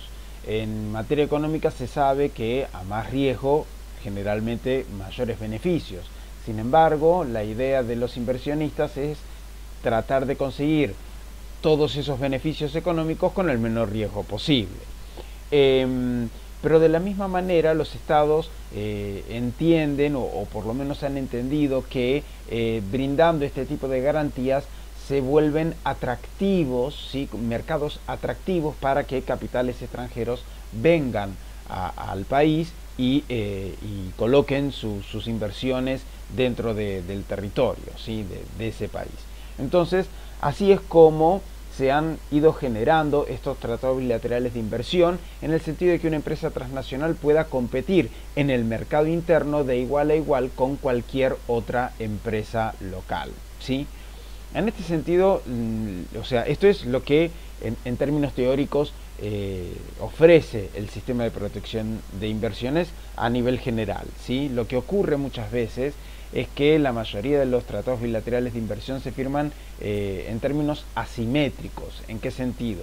O sea, lo firma un país desarrollado con un país en desarrollo, y las partes que en términos de igualdad jurídica precisamente se manifiestan y se presentan como partes iguales, en términos económicos no son iguales, ¿sí? Y en esa realidad económica precisamente es donde se tratan de aprovechar las asimetrías por parte de los capitales más concentrados, ¿sí? De las empresas más grandes. Entonces lo que va a ocurrir en términos concretos es que el primer TBI, ¿sí? Alemania y Pakistán, o sea, formalmente Alemania protege todas las inversiones pakistaníes en Alemania de la misma manera que Pakistán protege las inversiones alemanas en el territorio pakistaní. ¿Quién va a estar invirtiendo más en el otro estado? ¿Alemania en Pakistán o Pakistán en Alemania? Bien, o sea, ahí es donde uno ve que más allá de lo que dice formalmente el papel, ¿sí? el que se plasma en términos de igualdad jurídica, la desigualdad material muchas veces es evidente. Los tratados bilaterales de inversión no son tratados muy extensos, ¿sí? O sea, cuando vemos un tratado, por ejemplo, un tratado de libre comercio, sí tiene una extensión bastante importante. Permítanme buscar uno. Por ejemplo, este es el Tratado de Libre Comercio entre la Unión Europea y el Mercosur, ¿sí? O sea, toda esta cantidad de papel, ¿sí? Son 420 páginas de un solo tratado. Cada banderita es un capítulo distinto, ¿sí? Y cada una de estas señalizaciones marca un capítulo diferente adentro de este tratado. Este es un tratado de libre comercio, ¿sí? Entre la Unión Europea y el Mercosur, pero sirve a modo de ejemplo. 420 páginas les decía este tratado. 600 y pico tiene el tratado transpacífico, ¿sí? O sea, el TPP, que es otro tratado de libre comercio, también de firma bastante reciente. Un tratado bilateral de inversión tiene aproximadamente 8 páginas, ¿sí? 15 páginas es el tratado más extenso. Pero así como son tratados bastante exiguos en términos de cantidad de páginas, son también tratados bastante vagos. En ese sentido, o sea, otorgan ciertos beneficios en términos muy genéricos, y eso ha dado lugar a que existan multiplicidad de interpretaciones básicamente por tribunales arbitrales, que son a quienes estos tratados bilaterales de inversión fijan jurisdicción para la resolución de controversias, como nosotros vimos en capítulos anteriores, en unidades anteriores dentro de la materia. En ese sentido, las cláusulas más comunes de los tratados de inversión son las siguientes, ¿sí? O sea, los nombres de las cláusulas son bastante genéricos y no les voy a estar diciendo mucho, pero algunos pueden coincidir con los tratados comerciales, ¿sí? La cláusula del trato nacional, la cláusula de la nación más favorecida, básicamente lo que permiten es que toda mercancía extranjera reciba los mismos beneficios por parte del Estado Nacional que la producción nacional, ¿sí? Esa es la cláusula del trato nacional. Así como en términos de mercancía es los beneficios que otorgan los tratados de libre comercio, serán las inversiones las que tengan el trato nacional que son dados por los tratados bilaterales de inversión. La cláusula de la nación más favorecida es que si yo ya firmé un tratado comercial o ya firmé un tratado de inversión con otro estado, entonces voy a tener que dar el mayor beneficio posible que haya brindado a cualquier otro capital o a cualquier otra mercancía proveniente del extranjero a la que es objeto de este tratado en particular. Entonces se triangula la relación, se multilateraliza esa relación del trato nacional.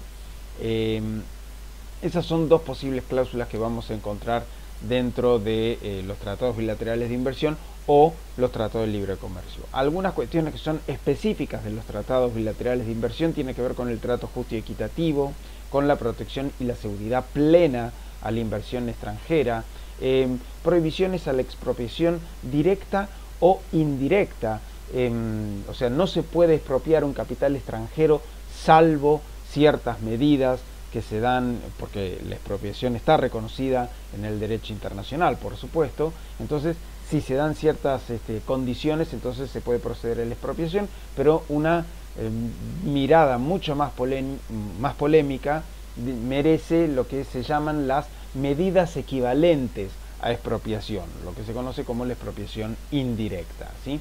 No existe una expropiación indirecta en el ámbito jurídico, pero muchas veces las empresas se sienten expropiadas, empresas extranjeras se sienten expropiadas cuando se ve que alguna medida de política pública puede tocar algunos intereses concretos de empresas provenientes del extranjero. Y entonces, en ese sentido, una empresa puede demandar al Estado Nacional, y eso lo vamos a ver ahora. ¿Por qué? Porque una de las cláusulas que son típicas, ¿sí?, propias de los tratados bilaterales de inversión tiene que ver con la prórroga de jurisdicción. O sea, si hay una cuestión que hace a los intereses de una empresa extranjera en nuestro territorio nacional, los tribunales naturales para resolver ese tipo de juicios son los tribunales locales. Los tratados bilaterales de inversión lo que hacen es entregar esa jurisdicción a arbitrajes internacionales. En ese sentido, ahí lo que hay es una cláusula arbitral, ¿sí? Entonces hay prórroga de jurisdicción en favor de centros de arbitraje, y el más utilizado por parte de las empresas a nivel internacional es el CIADI, el organismo dentro del grupo del Banco Mundial que mencionamos hace un rato, ¿sí? Otra de las cosas que también, o sea, esta capacidad que tiene una empresa, ¿sí?, que es un actor privado, de demandar internacionalmente a un Estado, ¿sí?, frente a tribunales arbitrales internacionales, sin tener personería jurídica internacional, porque una empresa multinacional no tiene carácter de sujeto en el derecho internacional. Eso es lo que se conoce como el sistema de demandas inversor-Estado, o ISDS, en inglés. Y es una característica que solamente se ve dentro del ámbito de protección de inversiones internacionales y no se ve en ningún otro terreno dentro del derecho internacional. Otra característica que también es muy particular y que solamente se ve en este tipo de ámbitos es lo que se conoce como las cláusulas de ultraactividad o las cláusulas de supervivencia. Nosotros hemos visto oportunamente, cuando vimos tratados, que cuando un Estado denuncia un tratado internacional, generalmente se deja un periodo de 6 meses, como mucho 12 meses, para que esa denuncia, esa salida del Estado de ese tratado pueda surtir efectos. Bien, además de ese periodo de espera, ¿sí?, que es propio del derecho internacional y es normal, es habitual, estos tratados bilaterales de inversión tienen una cláusula extra que dice que el tratado denunciado va a seguir surtiendo efectos, ¿sí?, con un plazo muchísimo más prolongado dependiendo de lo que diga ese tratado. Y lo que dicen generalmente es que la protección de las inversiones, incluso si el Estado ya se retiró de ese tratado, esa protección se tiene que conservar por 10, 15 y hasta 20 años, ¿sí? Entonces es bastante longevo el proceso de salida, ¿sí?, de este tipo de tratados. Se puede salir perfectamente de estos tratados, pero el cierre de ese surtido de efectos que siempre en el ámbito internacional es de 6 meses o 1 año a lo sumo, en el ámbito de protección de inversiones es algo mucho más complicado. Básicamente, ¿cómo es que funciona este sistema de demandas entre inversionistas versus estados? Acá les ofrezco otro gráfico que es de fuentes oficiales. Este es un gráfico del CIADI, que, como decía recién, es el foro de arbitraje más utilizado por las empresas para proteger sus intereses en materia de inversiones. Como podemos observar, durante básicamente, yo diría, ¿qué serían? 25 años, el sistema internacional adentro del CIADI de protección de inversiones prácticamente no se utilizó, ¿sí? Cada barra indica un año en el cual el CIADI recibió cantidad de demandas por parte de empresas contra estados. A partir del año 97 se empezó a dar una cantidad cada vez más en crecimiento de este sistema, de la utilización de este sistema. Y lo que vemos es que, así como en los 90 la cantidad de tratados bilaterales de inversión subió de manera exponencial, también a partir de mediados de los 90 empezó a utilizarse mucho más de manera intensiva este sistema de demandas a nivel internacional en contra de los estados. Estamos viendo que estamos en el pico, ¿sí? en la cresta de esta ola de demandas en contra de los estados a nivel internacional, ¿sí? Acá les ofrezco otro mapa, ¿sí? En donde se observa que la mayoría de los países son miembros de este sistema, sí, están incorporados al CIADI, porque también son miembros del Grupo del Banco Mundial, aunque pueden no adherirse al convenio de Washington que los hace miembros del centro de arbitraje propio de inversiones en el Banco Mundial. Vemos que dentro de nuestra región Brasil no es miembro de este centro de arbitraje, nunca lo fue. Otros países sí fueron miembros dentro de la región y supieron retirarse recientemente del CIADI como organismo de arbitraje. Este es el caso de Venezuela, el caso de Bolivia y el caso de Ecuador, ¿sí? Otros países tampoco han ingresado dentro de este sistema. Acá les ofrezco otro cuadro más en donde resuelve, digamos, una pregunta que sería bastante habitual de poder hacer. O sea, ¿qué pasa con las demandas? O sea, ¿tienen asidero? ¿Surten frutos? Bueno, estos son números oficiales del CIADI, ¿sí? El 48% de las demandas recibidas por el organismo logran tener un laudo favorable para las empresas en su totalidad o de manera parcial, ¿sí? Esto quiere decir que prácticamente la mitad de las demandas son favorables para las empresas. El resto, ¿sí?, se dividen en laudos rechazados en donde se rechaza el total de las reclamaciones, en donde se rechaza in limine la demanda por no tener asidero jurídico, o en donde se declina la jurisdicción, en el cual el CIADI entiende que no es un tema relativo a protección de inversiones y que debería acudirse a otro centro de arbitraje u otra forma de resolver esa controversia, ¿sí? Pero básicamente, si prospera la demanda, o sea, si encuentra un lugar para ser tratada en la cuestión de mérito, es decir, la cuestión de fondo, la empresa tiene prácticamente la mayor cantidad de chances como para poder lograr un éxito en ese reclamo arbitral, ¿sí? Otra de las cuestiones que hay que tener en cuenta precisamente de este mecanismo, ¿sí?, y este tipo de mecanismos, es en cuanto a contra quiénes ha sido más utilizado. Y en este sentido hay que tener en consideración que particularmente para la República Argentina es un tema que ha sido una cuestión bastante trabajosa en las últimas décadas, sobre todo porque Argentina es el país más demandado en el mundo adentro del CIADI, precisamente por protección de inversiones, ¿sí? Recientemente el segundo país más demandado en el mundo este año superó al tercero, ¿sí? El que ocupa el segundo lugar es un país desarrollado, es España, ¿sí? Con esto podemos dar algunas lecturas que ahora les paso a decir y ya para ir terminando la clase. Y el tercer país que está también acumulando más cantidad de demandas, aunque en el último periodo empezó a mermar un poco, es Venezuela, ¿sí? Venezuela también recibió una serie de demandas importantes hará un par de años atrás, ahora se ha detenido. Pero Argentina la mayor cantidad de demandas la tuvo precisamente por la crisis del 2001, 2002, 2003. ¿Sí? En el periodo que va desde el año 2001 hasta prácticamente el año 2005 fue que Argentina empezó a recibir casi más de 35 demandas internacionales en materia de inversiones. Y esto se dio por el contexto de la crisis.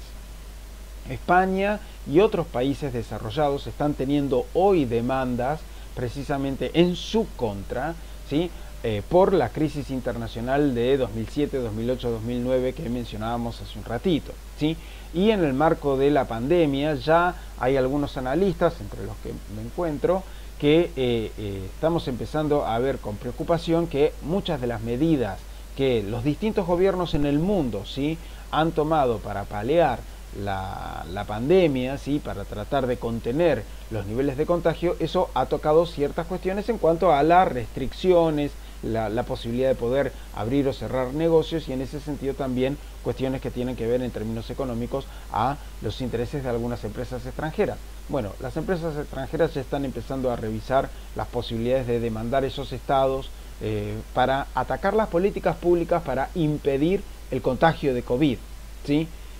Esto es de altísimo nivel de polémica, ¿sí? Les estoy hablando de cosas ya directamente que están pasando este año, entonces estamos en lo más actualizado de lo que tiene que ver con el derecho internacional, y es la idea un poco de este tipo de cursos, de poder brindarles a nuestros alumnos la mejor capacitación posible, la mejor formación posible, de la mayor actualización posible, como para que puedan enfrentar con las mejores herramientas que la universidad pública les puede brindar a todas y a todos ustedes para ser excelentes abogados en el día de mañana, ¿sí?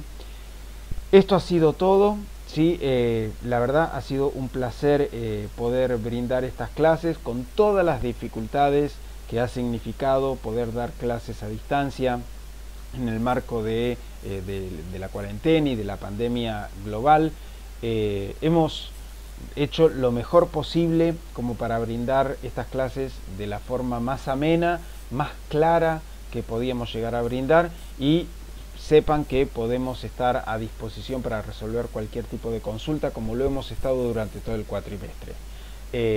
Estudien, ¿sí?, porque son temas complejos, es una materia bastante larga y es una materia bastante dispersa. Entonces traten de hacer seguimiento. Estas son las últimas recomendaciones, de seguir el hilado de los temas como para no perderse, ¿sí? Y espero que puedan superar con éxito las evaluaciones, y si no es así, estamos a disposición, porque esta cuestión es una carrera de resistencia y no de velocidad. Y en el sentido de la formación académica en el ámbito universitario, sepan que la constancia, la perseverancia, pero también el estudio son las herramientas básicas para poder tener éxito en el desarrollo de la carrera. Así que les deseo muchísima suerte. Ha sido un placer poder brindarles estas clases, y espero que nos podamos encontrar presencialmente dentro de muy poco. Nos vemos en una próxima.